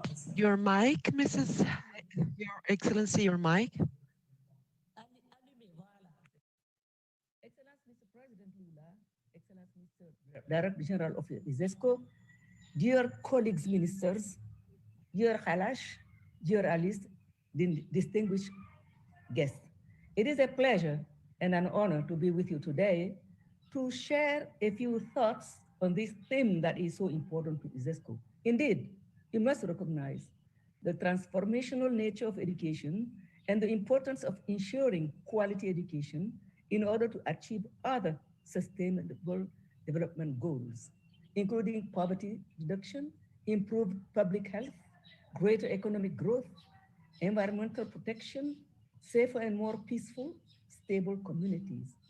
Education cuts across all SDGs. It is the backbone of sustainable development. More importantly, it is a powerful tool to help low-income countries boost their economies and get out of poverty. Yet, 258 million children and youth, including 132 million girls, were out of school. And over 60% of the 173 million adults illiterate were women and girls. This is so unfortunate. As education gives women resilience, promotes health for themselves and all members of the family. Educated women have fewer children that they educate better and keep healthier. Women's education boosts countries' economies, promotes tolerance, sustains social cohesion, brings peace, contributes to protecting an environment, and ensures prosperity as well as democracy. Another area with high investment return is that of youth. And I'll take Africa as an example. The AU summit in Addis Ababa in January 2017 recommended to harness the demographic dividend through investment in youth. You know that the population in Africa is 1.2 billion people, and 60% of them are below 25 years. In 2050, this number is going to be 2.2 billion. And in 2100, the number will increase to 3.7 billion. It is a continent which has high potential. Each young woman and man has a potential and should have dignity, self-esteem, should have a dream and a hope. All they need is to be equipped with the right knowledge and skills, including technical and vocational, STEM, and digital, that will allow them to remain relevant on the global scale in and beyond. It is only through education and provision of quality manpower that real economic growth and development could take place and drive change in anywhere, especially in Africa. To achieve this and move the education sector forward, it is critical to invest in 5 major areas. First, upgrading the teaching profession. Second, promoting knowledge transfer. Third, reviewing the curriculum to cater for both present and future manpower. As in 10 years' time, even less, 40% of today's jobs will disappear. 90% of future jobs would require ICT skills, and 2 million new jobs will be created in the computer, mathematical, architecture, engineering fields.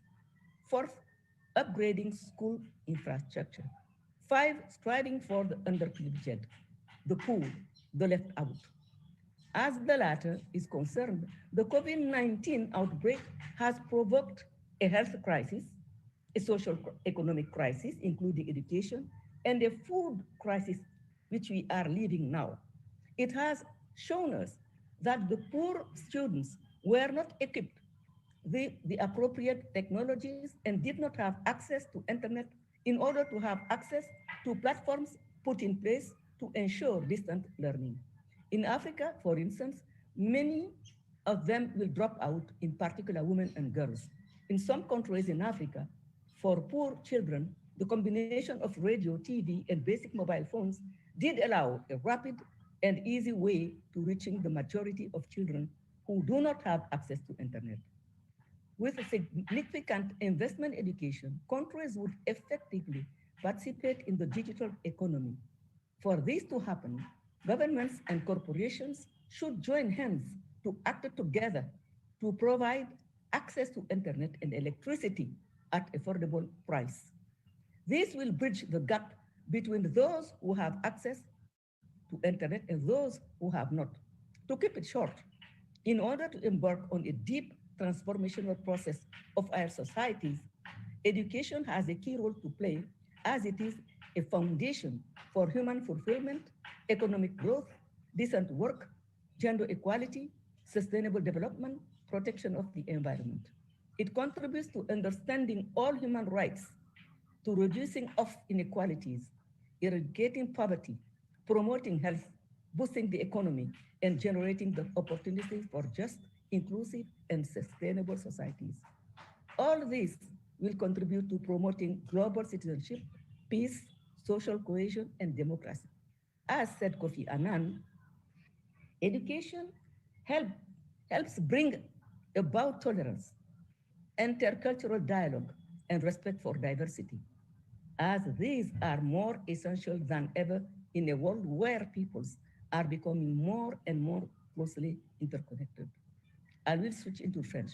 Les sociétés que nous voulons doivent donc avoir pour fondation. The societies that we want should have freedom, justice, and social equity, and should be based on good governance and a policy of transparency and equality of chances, a system of values that honor democracy.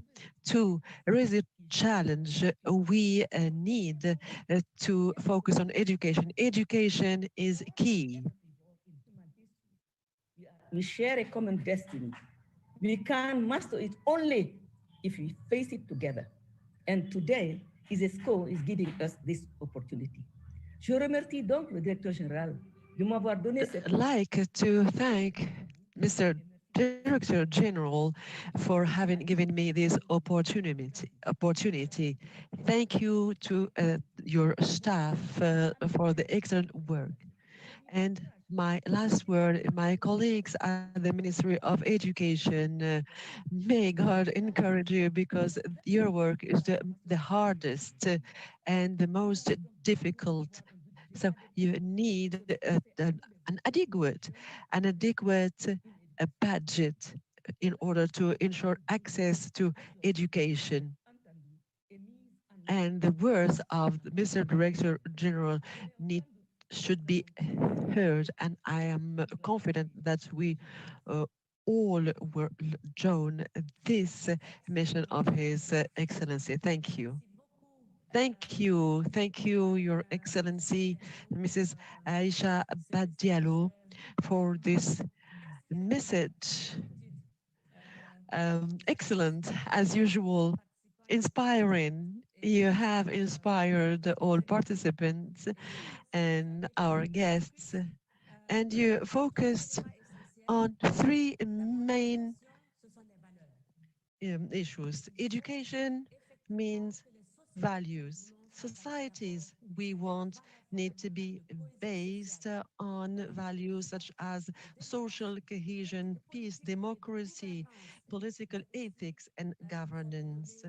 And you have also given the conditions, prerequisite for education to be a right, an effective right for the population as a whole. And you focused also on inclusive education to ensure that poor families, and particularly girls and women, have access. You also underlined the population dimension. Population in Africa is a potential, high potential for Africa. You have also underlined the training of teachers and on the use of new technologies as a very important potential and high potential in order to ensure the success of the system of education. Insisted also on the best way to construct, build up is to finish curricula and make sure that these curricula are open. And you also mentioned and underlined the informal sector, which is a major sector for development in Africa. And you finished by giving us, all of us, advice and words of wisdom For us, you are a leader, you're an African leader for whom we have respect, because you have always been a model for all African women. And you have given us a very practical piece of advice to the Minister of Education and to all of us to work hand in hand and to make sure that education is a right and a right that gathers all other rights. And this is the society we desire and we want. Thank you once again, Your Excellency Aisha Aba Diallo. You were excellent as usual. Thank you very much.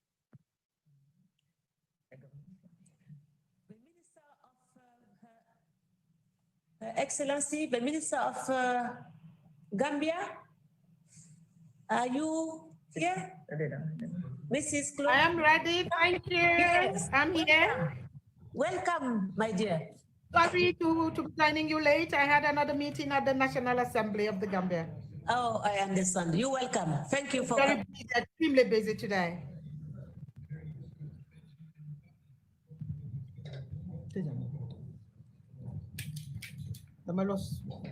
Network. Yes, my dear. You are welcome. You can you have the floor. Thank you very much.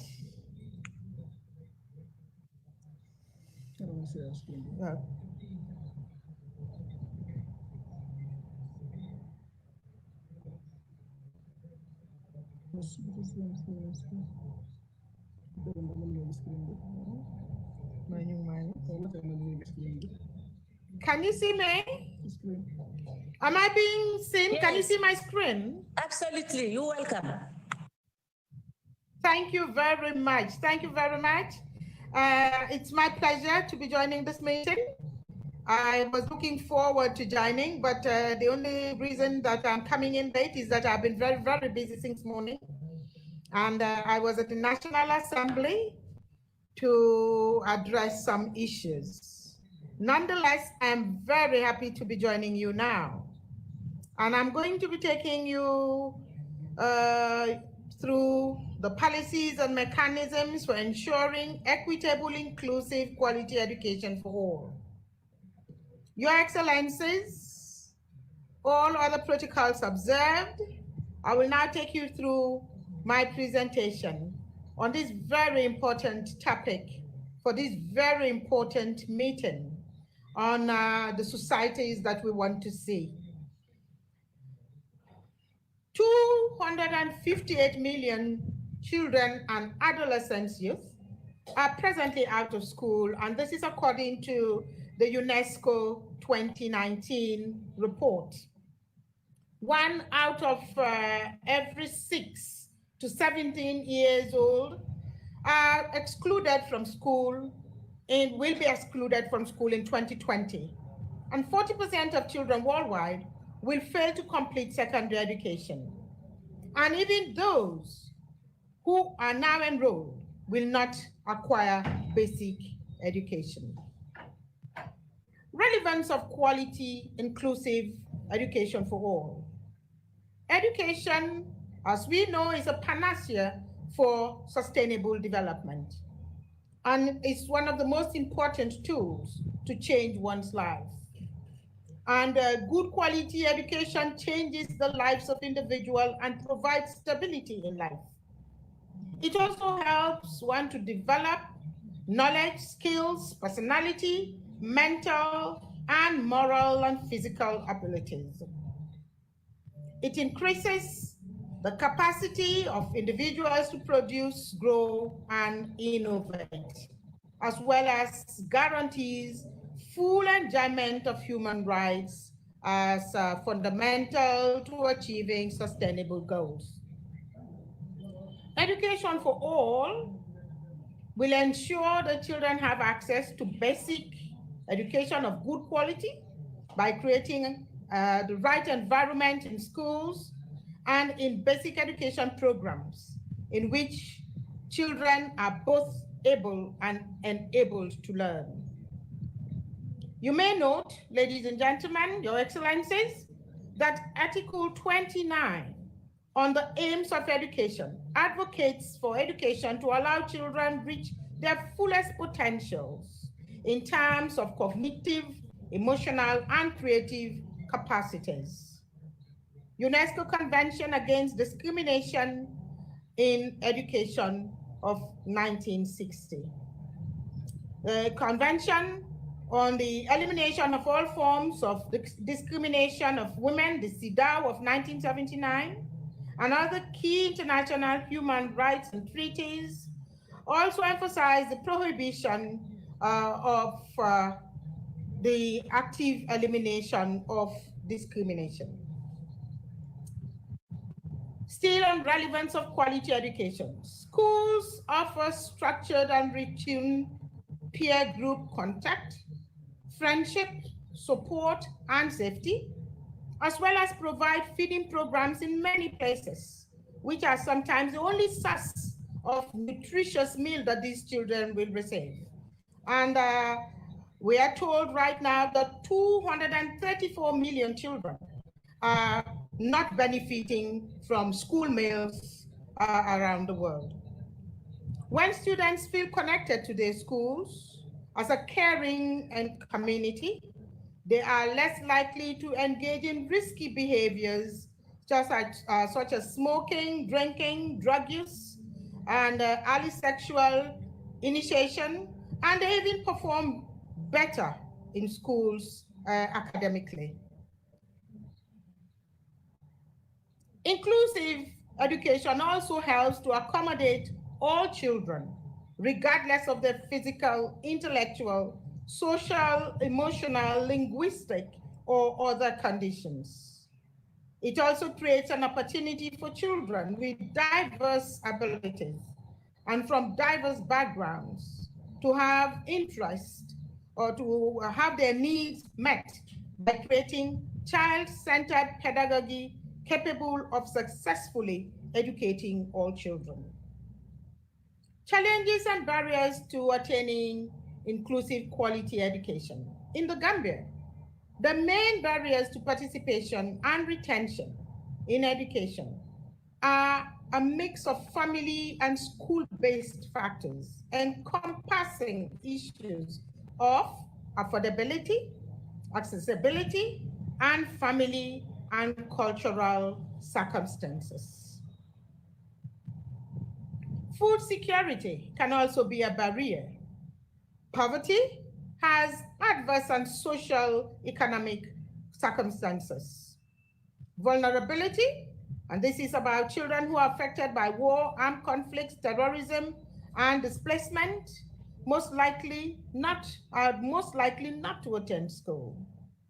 Disability, girls with disabilities may face additional challenges as families may task them with additional household chores that will prevent them from learning or returning to school. And during this time of pandemic, this is one of our greatest fears for girls' education. Access, lack of access to education can have significant consequences on children's physical and mental well-being. Gender, girls are more likely to be excluded from education as they may be exposed to early marriage or sexual harassment. All these are woes of the COVID-19 pandemic, and we are very much concerned that it will affect many children around the world. Who are the ones being the children who are at risk of being excluded from education? Abused children, children who are abused, refugees or displaced children, as you can see, ethnic minorities, poverty-stricken children, children in conflict zones, children with disabilities, nomadic children, HIV/AIDS orphans, language minorities, and children in conflict zones, and who are usually taken captive as child soldiers. And here is a picture of a disabled boy. And as you can see, inclusive quality education is a foundation for dynamic and economic societies. And so children like this boy in this picture are not supposed to be left out of education. They have a right to education and they must be included. What are the policies? Policies have been put in place to address the numerous and various challenges to education. Goal 4 of the SDG creates an opportunity to ensure that opportunities are provided for all to attain accessible, quality, inclusive education. National documents in the Gambia, such as the Children's Act, first of all, the Constitution of the Gambia talks about compulsory education. And the Children's Act, Article 28, the draft disability bill, the education policy of 2016-2030, all these are Gambian documents that acknowledge that education for all is a human right. And all of them have been pronounced, all of them have the pronouncement of such. What mechanisms are there for ensuring inclusive quality education? The national legal provisions are necessary to promote the education agenda. The adoption of a strong legal environment underpinning national policies and strategies would make a significant contribution towards achieving the right to an equitable and inclusive quality education for all. Harnessing inclusive education as a concept underpinned with the core principles of non-discrimination and equal opportunities for all, irrespective of their disabilities, their conditions, or their social backgrounds. Social protection mechanisms for all children must also be put in place to ensure their right to education.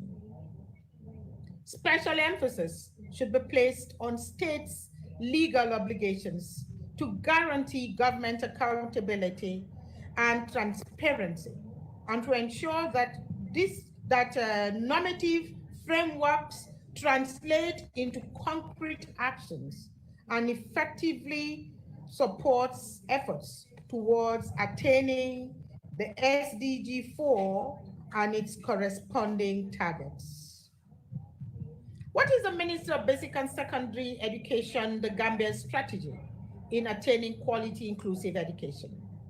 My ministry has put in place strategies to address the following: access, quality education, vocational education, tertiary and higher education, and capacity building as key priorities to attaining an equitable, quality, inclusive education for all.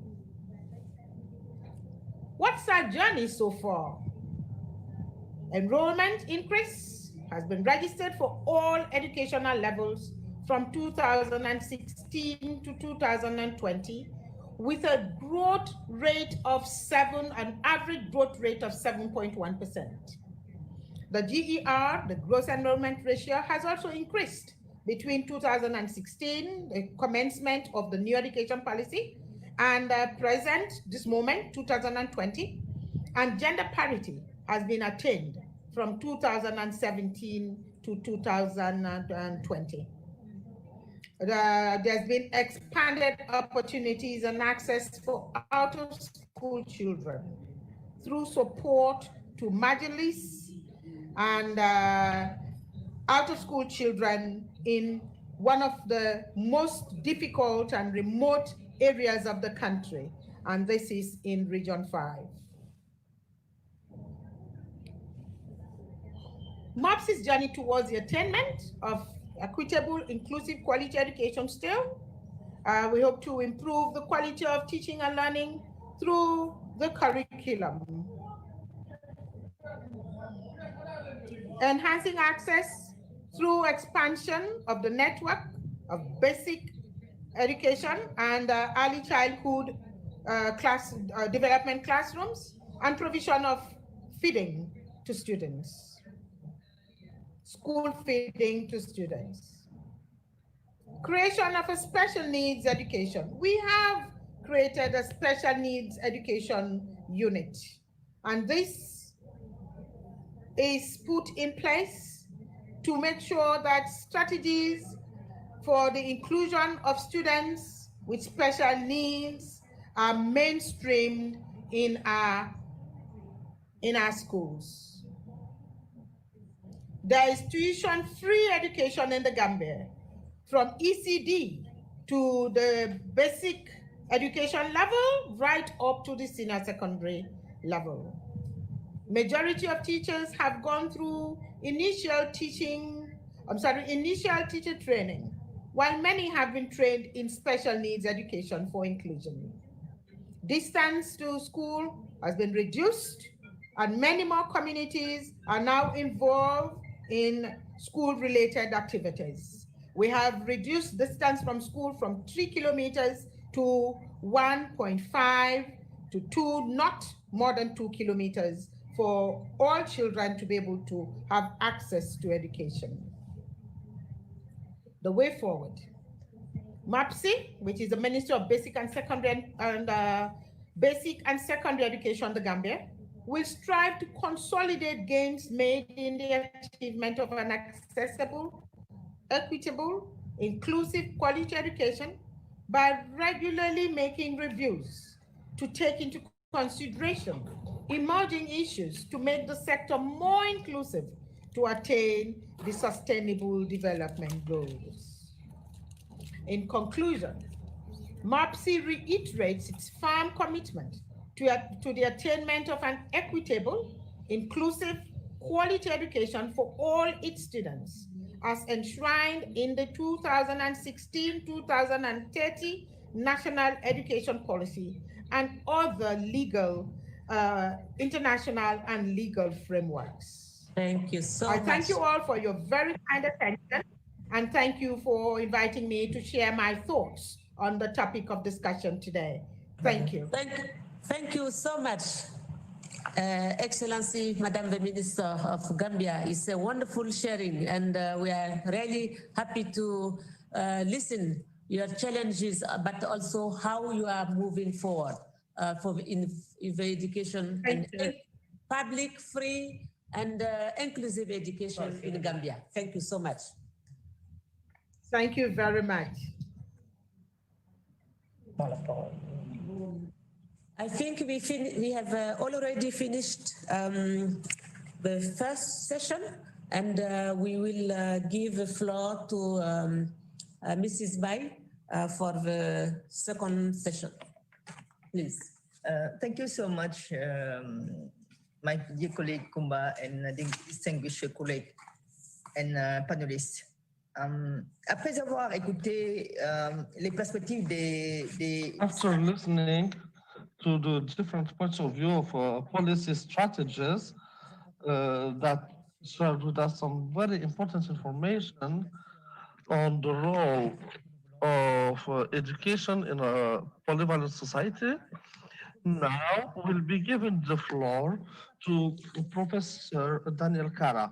I would like to remind you that this session 2, perspectives from experts and practitioners, these are experts representing Brazil, South Korea, and Switzerland, who will share with us different components of the role of education in the society we are seeking for. Mr. Daniel Kala, the floor is yours.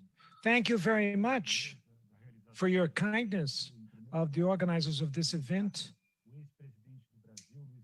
for inviting the former president of Brazil, Luiz Inácio Lula da Silva, that in fact worked a lot for the right of education. And I'd like to greet Dr. Salim Al-Malik, Director General of ICESCO. And I also would like to greet Dr. Boli Beret, a great person that has advocated for education. And on behalf of Dr. Salim Al-Malik and Dr. Boli Beret, I'd like to thank the Islamic world and the African countries of all the contributions that they gave for the building of the nation of Brazil. And we are brothers and sisters. As brothers and sisters, we should work together. This is the spirit of this event, which is fundamental for the international community to discuss the right to education. The idea of this webinar is to discuss education and the societies that we want.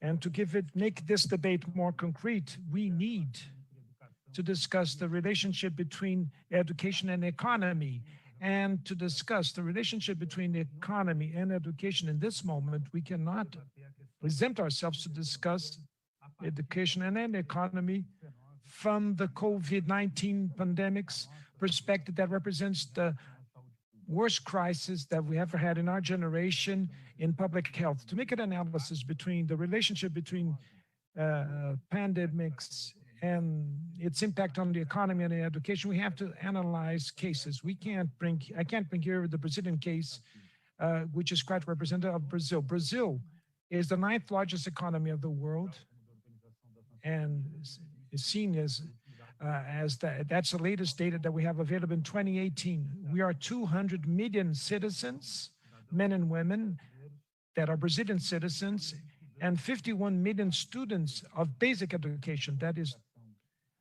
either they're in elementary school or secondary school. These 51 million students in Brazil, they have 4 million professional teachers, which represents that the basic educational system in Brazil reaches 7.5% of the Brazilian population. But it's important to say to all of you that the challenge is even bigger. We have 5 million children and adolescents outside of school. The data is from 2019. This is the latest data available.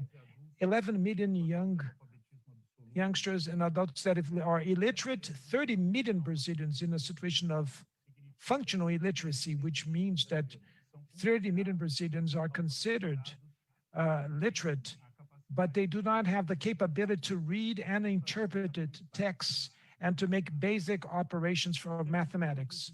Considering all these figures, 97 million Brazilians should be in school, which means that 7 million of Brazilians should meet these 97 million students that unfortunately many of them are not still in school, which means that education should cover basic education that we're talking here. I'm only talking about basic, not higher education. That basic education should cover 52% of the Brazilian total population. It's very important to stress, considering all the educational challenges that we have in Brazil, it's very important to stress who's outside of school today in Brazil. Generally speaking, they are children and adolescents that are Afro-Brazilian descent or indigenous people, children and adolescents with disability, citizens, men and women that were always suffered harm due to prejudices.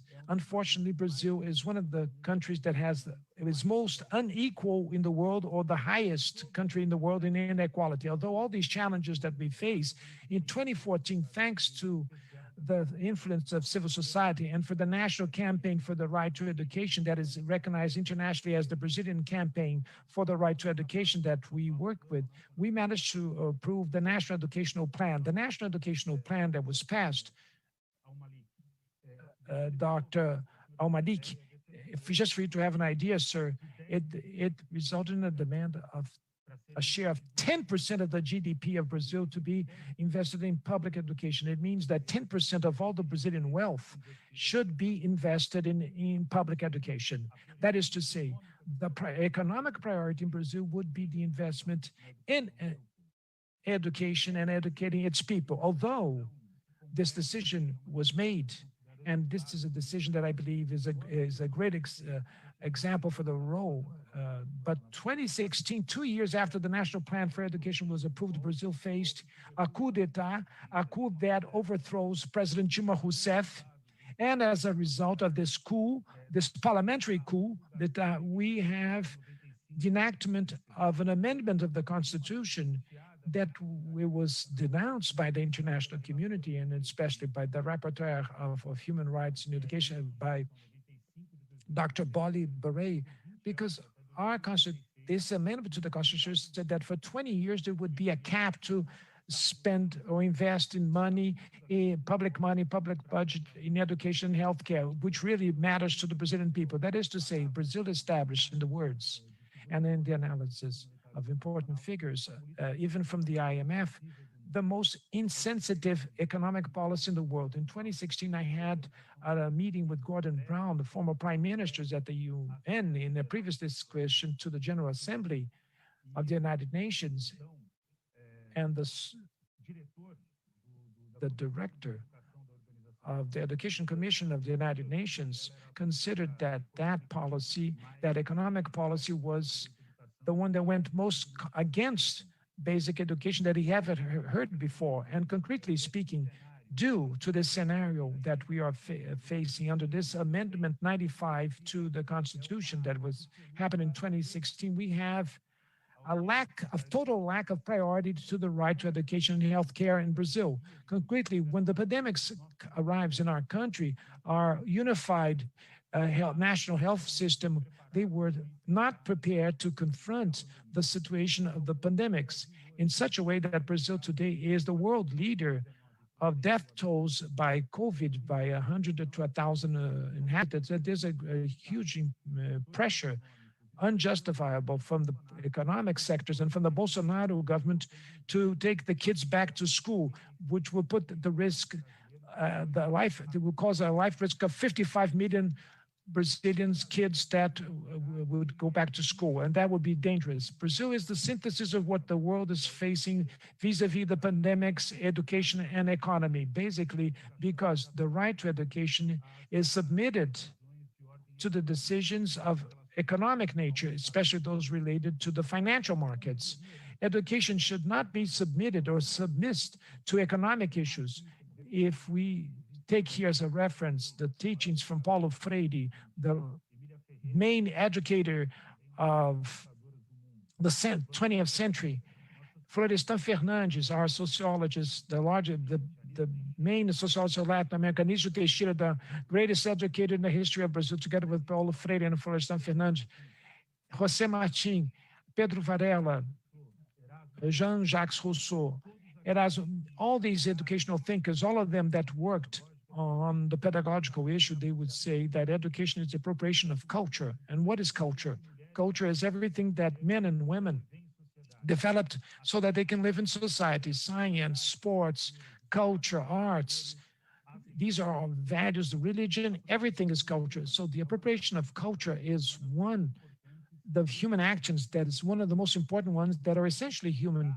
And they could synthesize the concept of education with the idea that education is the sharing of the human legacy. And so in this sense, with the importance of sharing this human legacy, and which makes essentially that people that have access to education, in fact, they could have, they are respected, they are prepared for the exercising their freedom and exercising their emancipation. It's important that the crisis that came from the pandemic situation of COVID-19, it demonstrated two fundamental aspects to the world. The first one was the importance of the school as an essential space of sociability and a essential space of life achievement. And secondly, the importance of the teachers, although all the adversary situations and difficulties that the teachers face to achieve the right to education, they're doing in Brazil and in the rest of the world, they're performing miracles to guarantee the learning process of the students. And so in this sense, considering the impacts of the COVID-19 pandemics and the difficulties that we have vis-a-vis education, it's very important to say that we need to invert the rationale, the economic rationale. Today, we have an economy that submits people. Today, people are at the service of the economy, and we have to develop a new world where the economy is at the service of the people. And this is the society that we want. And to create a world where the economy is at the service of the people, it is necessary to give the priority essentially in educational investment, science and technology, and innovation. This is the concrete road, the guarantee of the quality of life of the peoples for the emancipation of all the people, and for the freedom and for the sovereignty of the countries. And concretely, this is the roadmap and the promising roadmap so that we can establish a world that is based on equality, formal equality amongst people, but also based in a world that is based on social justice. A world, as Paulo Freire used to say, and former President Lula called our attention for that, about this fact where you have the consciousness. Paulo Freire, he reiterated very much this, that the world should have the consciousness that education by itself does not transform society, but without education, society can neither be transformed, they cannot change. And so you have to give priority to education, and give priority to education doing what Paulo Freire considered the central element of his life. The role of education is to give hope to people, is to free men and women and all the peoples of the land. And so concretely, the relationship between education and economy is that we need to create an economy that could guarantee the investments, adequate investments in education.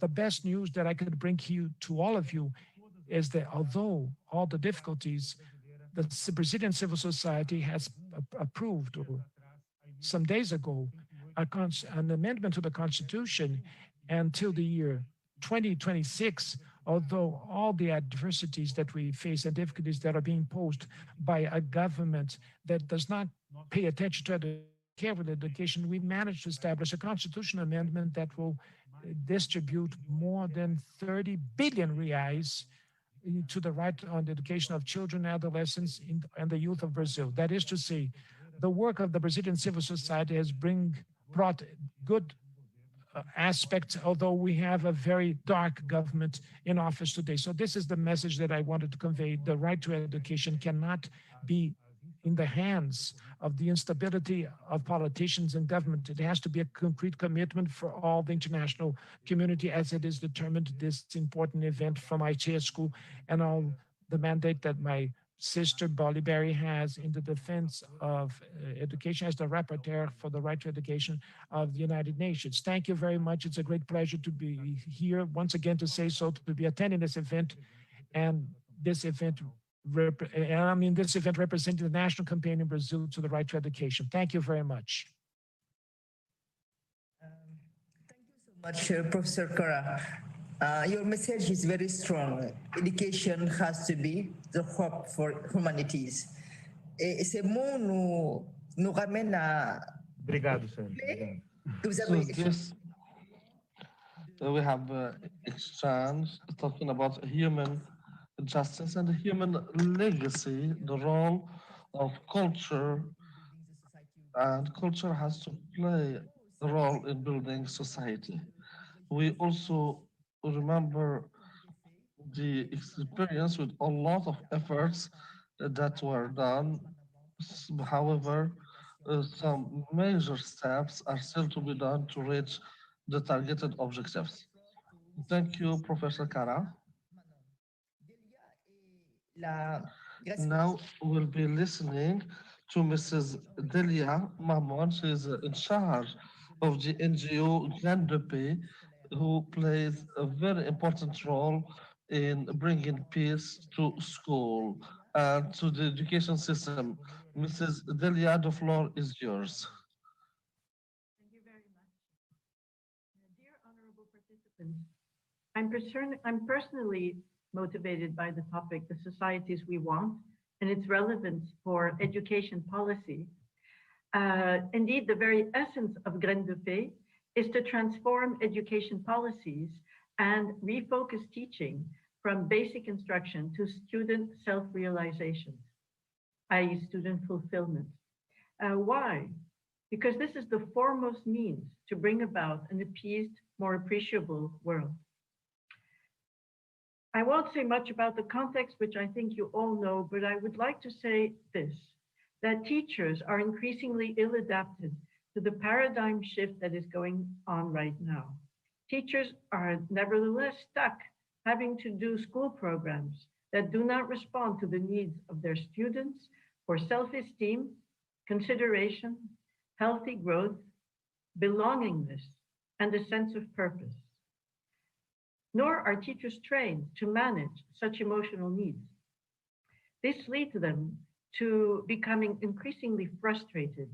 I'm talking about the teachers, and unwittingly violent on the psychological level by belittling, devaluing, and punishing even young school children.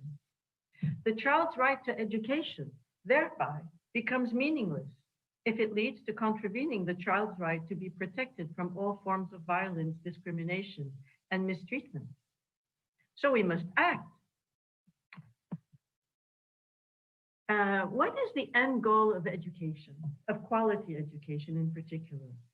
Most educational decision makers still believe that quality education simply means better teaching.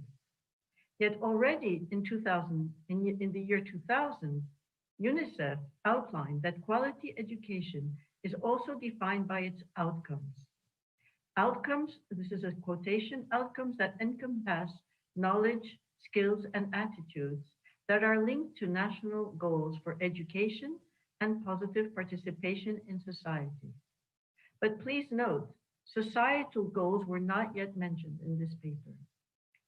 However, in 2015, the UN itself put its weight to make quality education the fourth sustainable development. And it's about sustainable development. It redefined the goal of education as to provide the knowledge and skills for developing all the other developmental goals so that education can become genuinely useful. These goals include equality of access and inclusion of diversity, as we have heard is such a big need now in education. In other words, quality education does contribute to building fairer societies. But is the definition of quality education adequate? I would like you to think about that, because is it sufficient for bringing about the societies we want? What could be lacking? First and foremost, the mention of student development and fulfillment, and of teacher development and fulfillment. Enabling self-realization through public education is not yet on the SDG map. Yes, benefiting from equal access does contribute somewhat to student development, but it's a narrow perspective of what student development should mean. Are they sufficient to learn dialogue and to learn to dialogue and collaborate, to demonstrate consideration and empathy, to help them prevent and refute violence, to help students solve larger issues and build the societies we want? In addition, the definition of quality education doesn't indicate which competence be developed in teachers and in students. The question is open. Shouldn't quality education be enlarged to include both emotional and thinking competencies? Aren't self-esteem and confidence essential goals, education goals, if students are to engage in sustainable development goals? And how about humaneness, or the human values, attitudes, and behaviors that will empower them to overcome societal violence? SDG 4 does mention peace culture education, but it does it as a mere topic among others, when in fact it is the very means to nurture students in the development of their qualities and competencies, whatever subject is being studied. Furthermore, I don't need to say how much the world is different in 2020 compared to 2015, just 5 years ago. Just to summarize, climate, artificial intelligence, COVID, and most of all, I would like to stress this point, which is also an issue in Brazil, but in every society.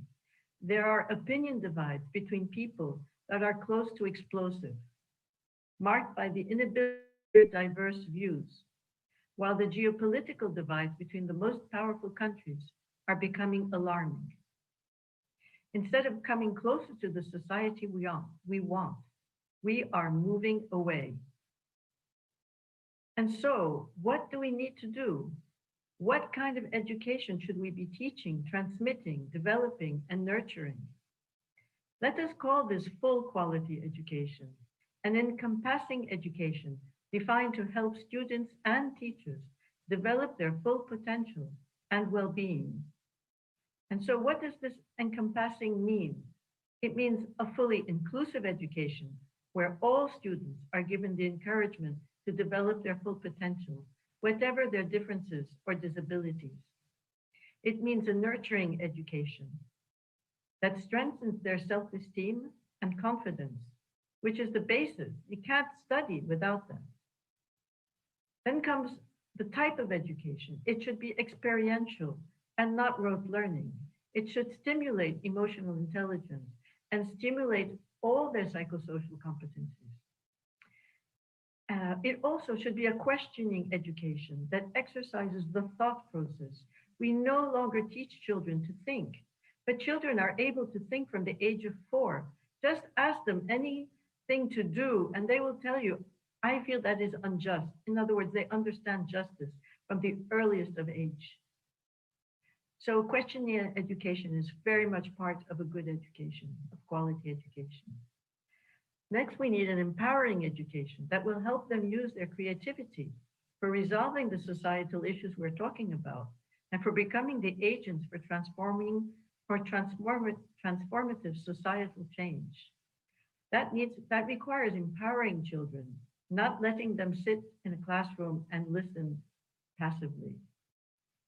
We also need the peace culture education that develops the values and skills for bringing harmony in the classroom, for overcoming harassment between students, for overcoming teacher violence, and for preventing, of course, violence and the beginnings of radicalization from school onwards, for resolving conflicts, for appeasing persons and situations, and for developing cohesiveness and harmony with the goal of building safe and peaceful societies. We have devalued peace culture education, but it's fundamental to the goal of a better society. 4 words can sum up full quality education's objectives. And so these are the words: humaneness, discernment, creative solving, and engagement. These concern as much teachers as students. Students will find fulfillment when teachers treat them with humaneness, not coldness. When teachers are able to discern that something is going wrong for the student, and the same goes for students between themselves. We need to teach students to help each other. What is interesting is that these 4 education objectives are the same for 3 separate end goals.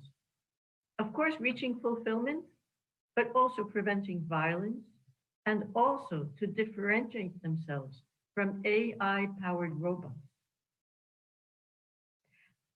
Not finished. How many wonder whether such an education program can be developed and implemented in developing countries? And I have a little quotation for you from a person in Benin who's just been trained by us as a super trainer. And he says, Grain de Paix, an opportunity for Benin and a substantial schooling for me. And since the training for teachers training that I've just gone through, I have learned so much that I'm tempted to say that I knew nothing. I was going to live and die ignorant if I had not had the chance of knowing Grain de Paix. Signed, Mumuni. What is the teacher training reform that is required to produce full quality education is the next question. And I would like to talk about 5 major shifts that are necessary that you've guessed from my presentation. The first one is the focus. We need to shift from we have to shift to matching learning objectives to the end goals, not only of education, but also of society. That means we need to shift from rote learning to dialogue-based learning. And no one is mentioning this yet. And truly, I would like to underline the importance of dialogue-based learning. And that comes to the second shift, which are the learning methods. How do we shift, and do we have the methods to shift from passive education to experiential, participative, and collaborative learning, which are the means to develop dialogue between children in an educational environment?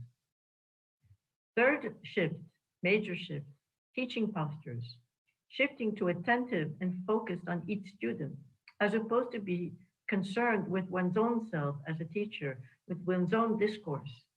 It's no longer the discourse of the teacher that counts. It's the discourse of the children themselves, and the children should encourage this.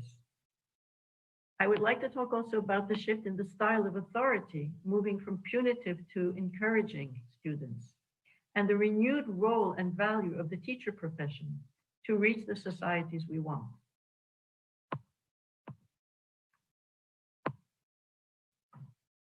Such shifts are already starting to take place. Most importantly, we need tools for training and guiding teachers. This is what GRENDP has been providing to several developing countries in addition to Switzerland, and including by video conferencing. So my concluding remarks are the following. We are at a tipping point. Too many youths and adults of all ages, even educated persons in terms of diplomas, are left so unskilled emotionally and thinking-wise, so filled with anger and fear from being overwhelmed by current developments, that they adopt oversimplistic thinking. Leaders and diverse groups of persons alike can become the enemy. Mrs. Delia, really, thank you so much for your One more line. I only have one more line. I've reached my end. So I would like to conclude by stating that teaching is one of the most beautiful and rewarding professions of them all, and that full quality education restores the true value of teachers in society. Thank you. Thank you so much, Mrs. Delia, for your very vibrant and inspiring communication and advocacy. Advocacy is really the word, because you really advocate for peace in education system.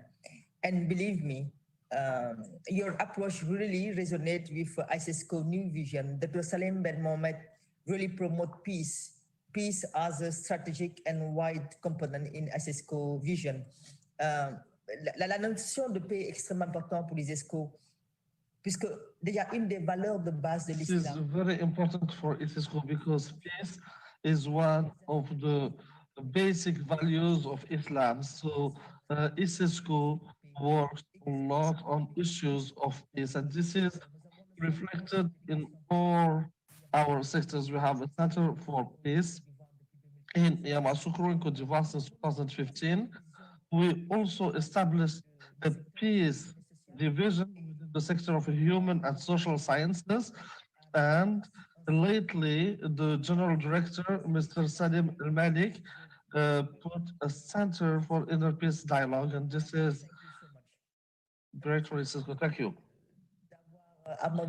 I apologize, I had to interrupt.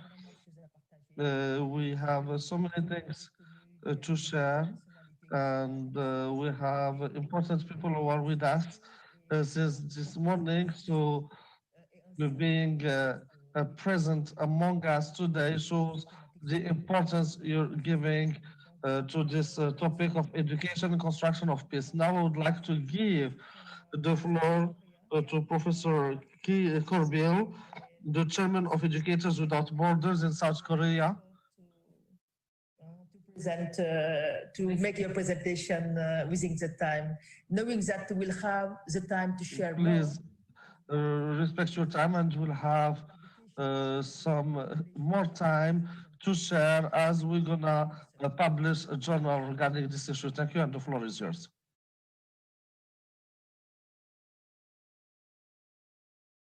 Your microphone is off. Please, microphone.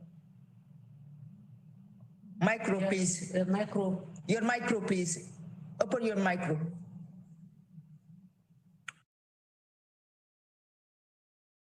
Micro. Professor, please, we can hear you. Can you open your micro, please?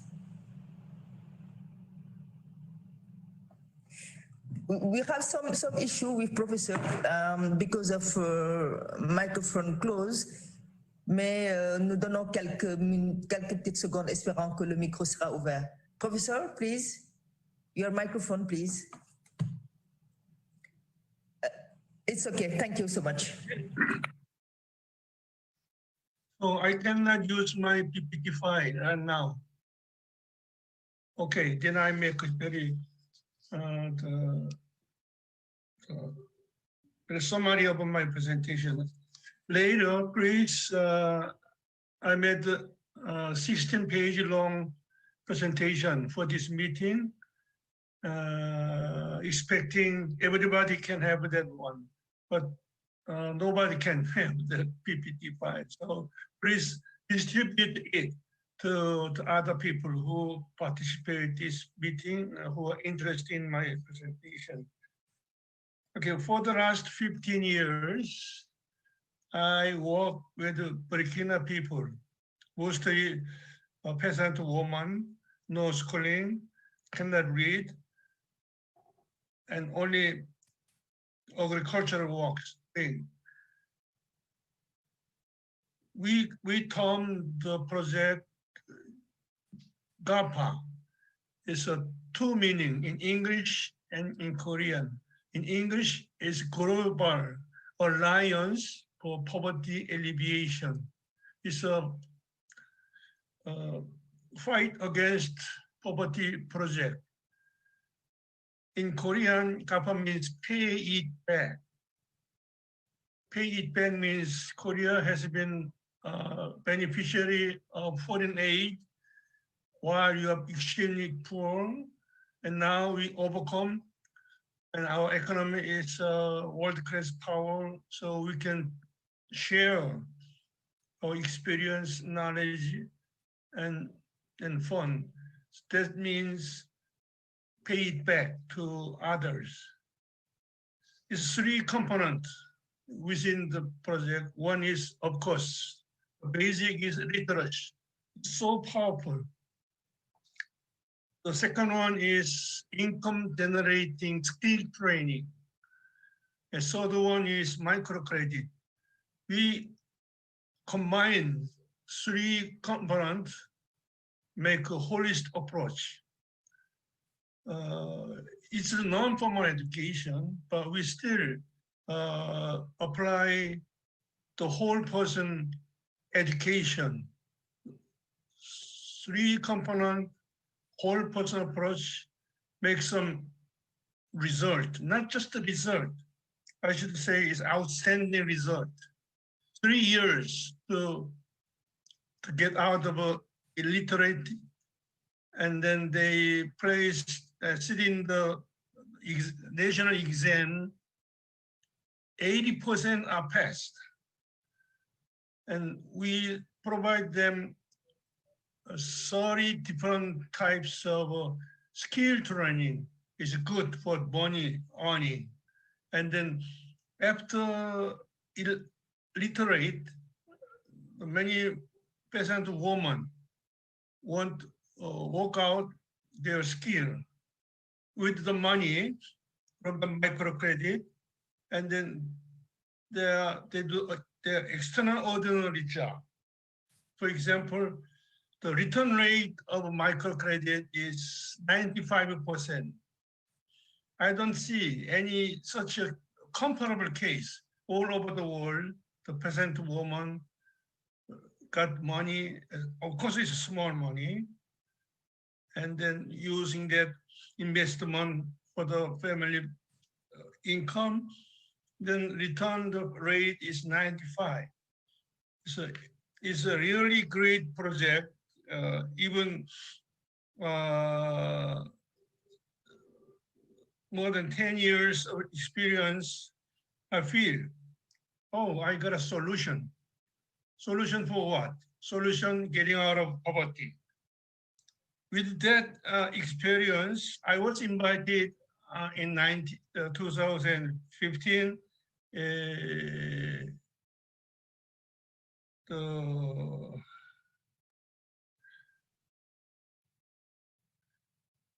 an English conference, Nottingham conference.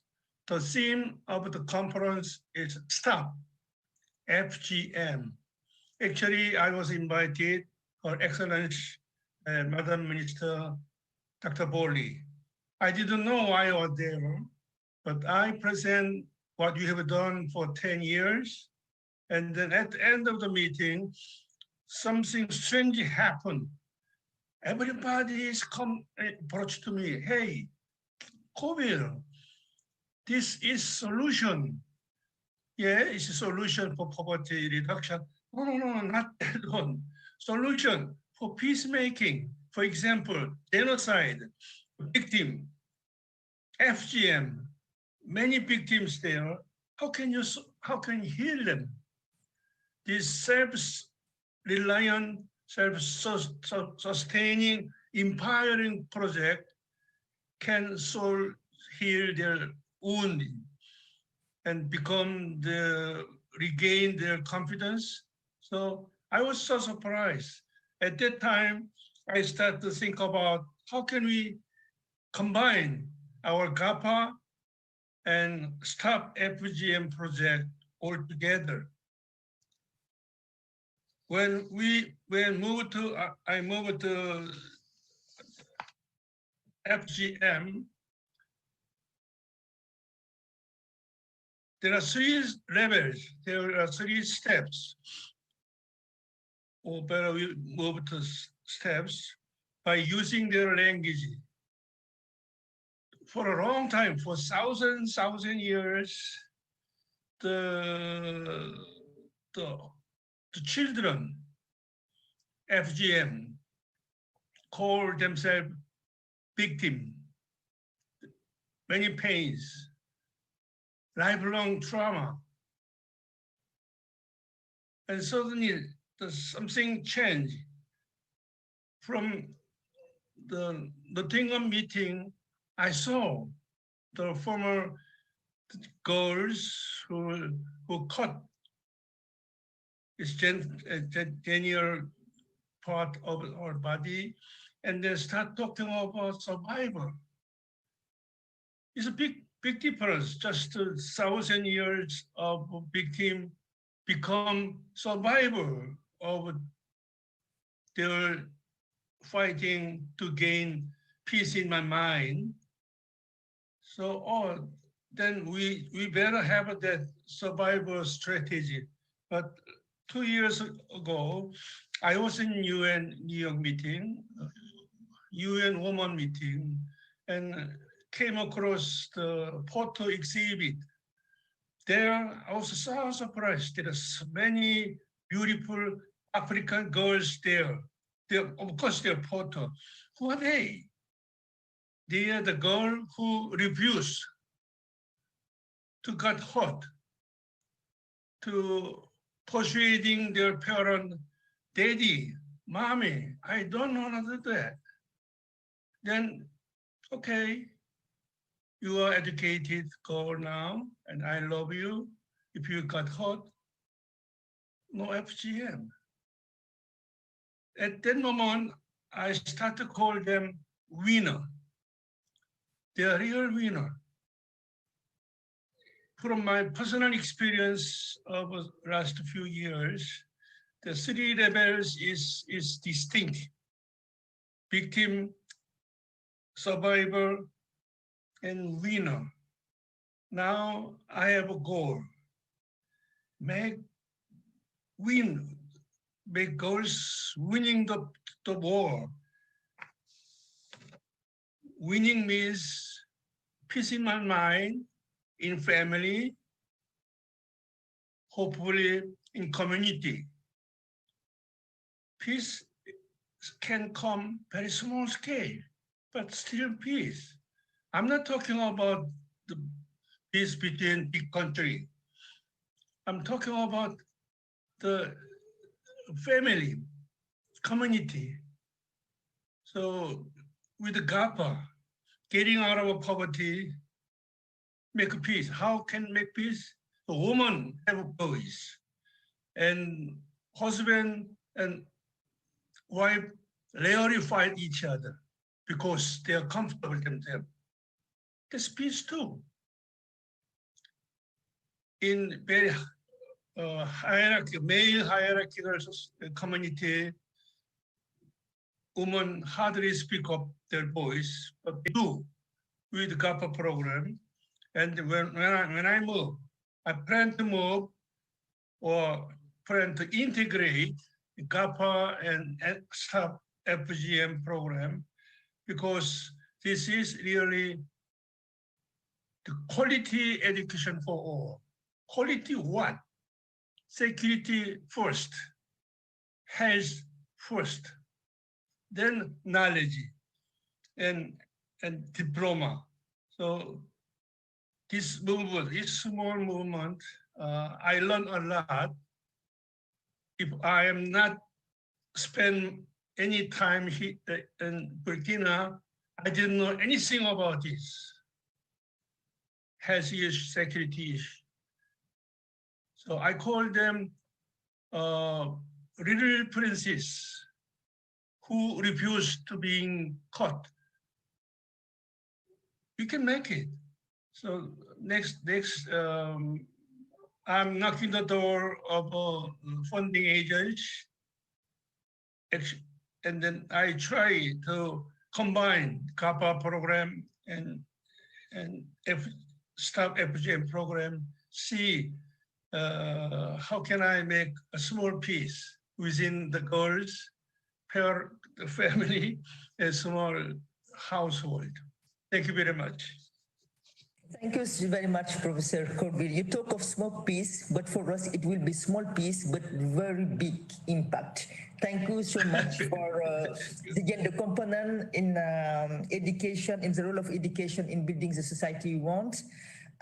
Cette session a été très riche avec une perspective. This session was really rich with different perspectives, plural, that answers to the key basis of ICESCO.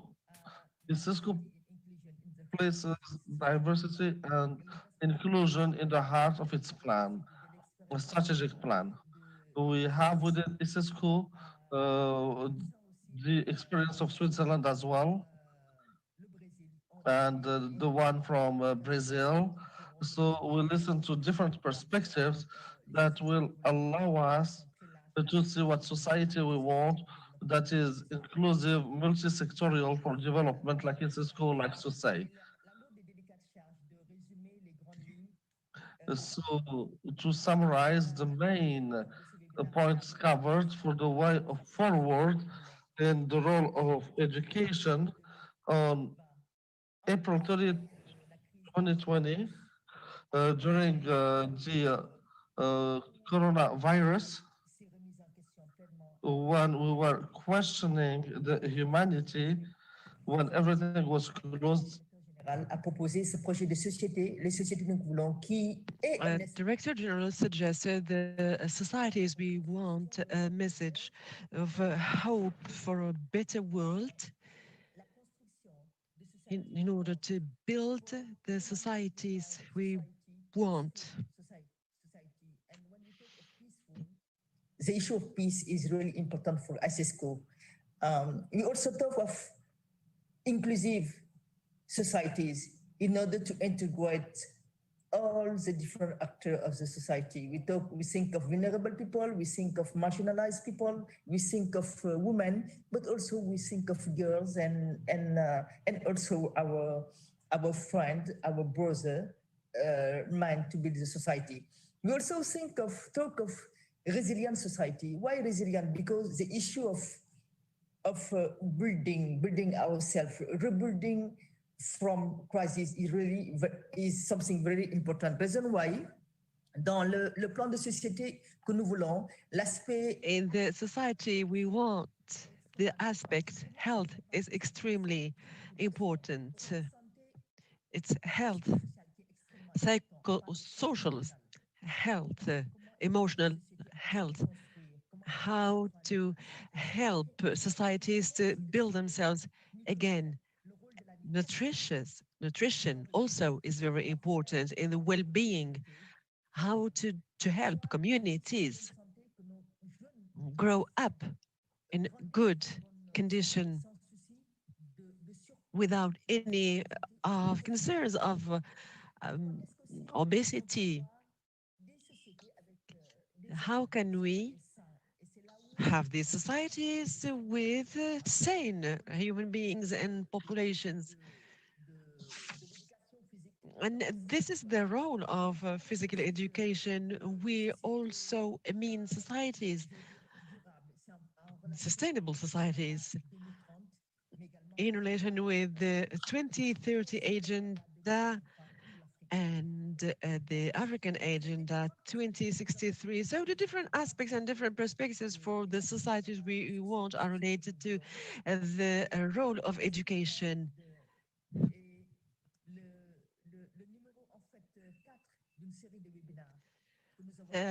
Number 4 of a series of webinars is on this, as part of this societies. The first was held with the participation of the First Lady of Niger and in partnership with ICESCO and in the participation of a number of ministers. A second webinar was organized on the role of peace and citizenship in building the peaceful societies. And we had a webinar on the role of mental health and resilience of societies. Al-Malik launched the idea or this project in the service of families, and now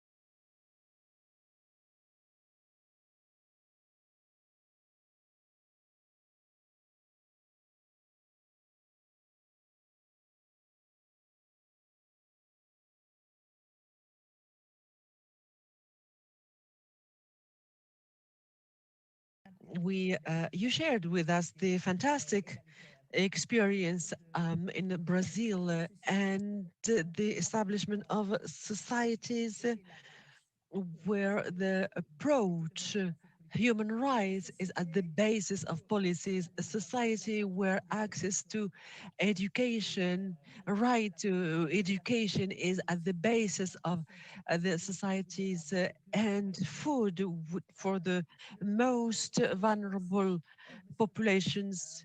His Excellency Mr. Kalish has spoken about the call, has launched a call for global social protection, which is extremely important. Without social protection, our societies cannot move forward. Access to basic health services is something that some populations don't have, and ICESCO has put in place a number of initiatives in order to attain this objective and to tackle this concern mechanism of social protection. And he launched a very strong call related to the vaccine.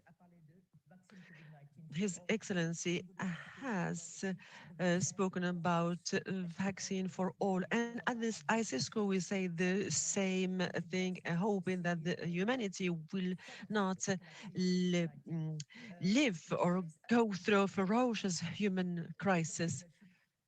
And you, Lady, Your Excellency, you have spoken about this global approach on education and education for development. So education can have the tools to enable it to be accessible for all. And there is the problem of funds, how to reinforce funding for education so we can allow for this education for all. And funding education leads us to the importance of coordination mechanisms and how to reinforce them so that fundings are accessible for NGOs, for the civil society, and also the work of associations, and how to enable these associations to access to funding.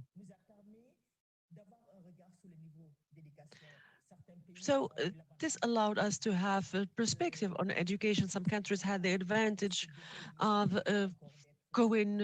moving forward with huge steps. Other countries could not have this chance. The speaker speaking in English. Important for ICESCO. En termes de perspective aussi, perspectives, Mrs. Aishaba,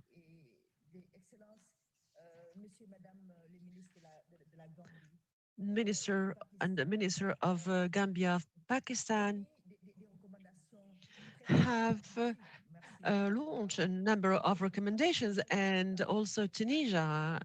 Thank you for making me remember this. So recommendations to consider all stages, basic, secondary, higher education, and postgraduate education in order to attain a global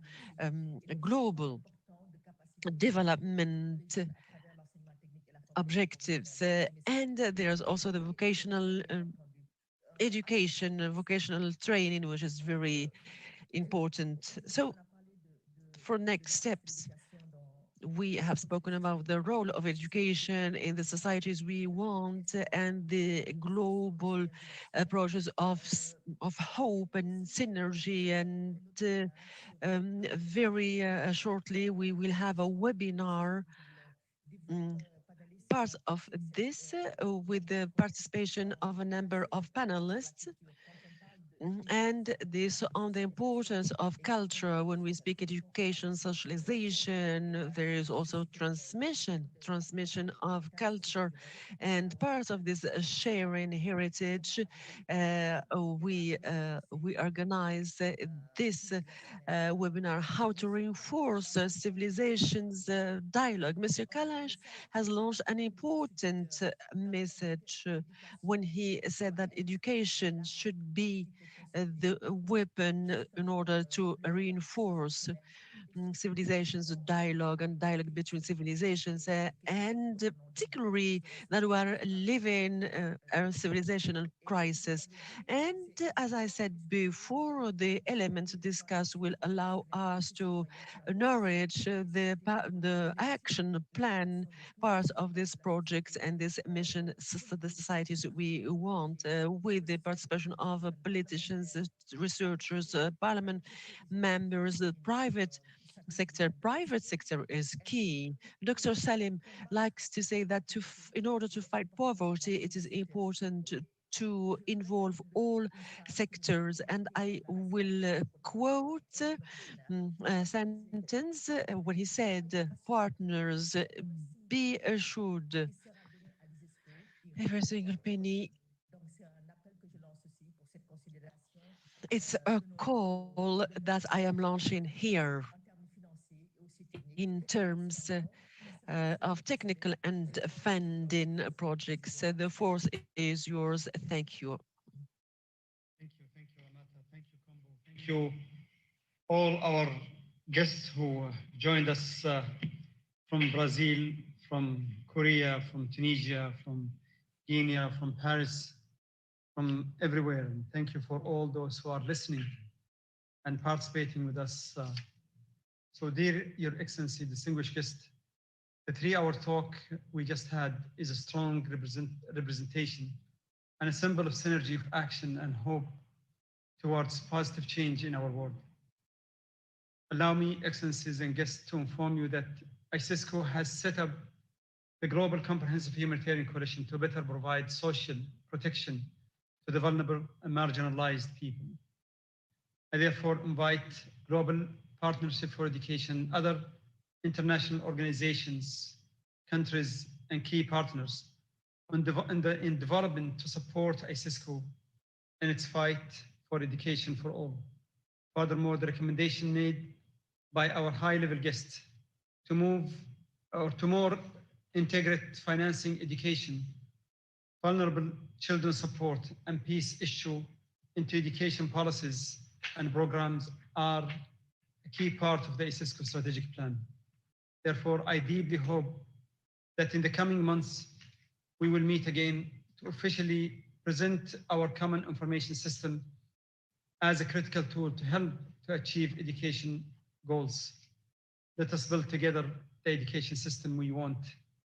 Join us to create the global social protection within our global comprehensive humanitarian coalition. And thank you very much. And bye-bye. Thank you so much.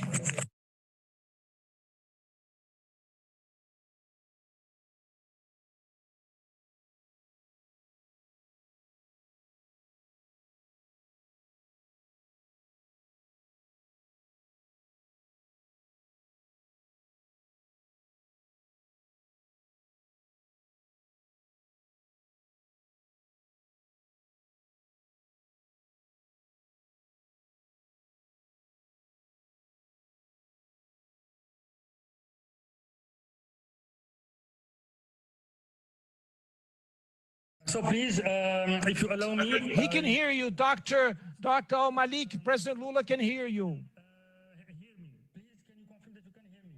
Your Excellency. Yes, I'm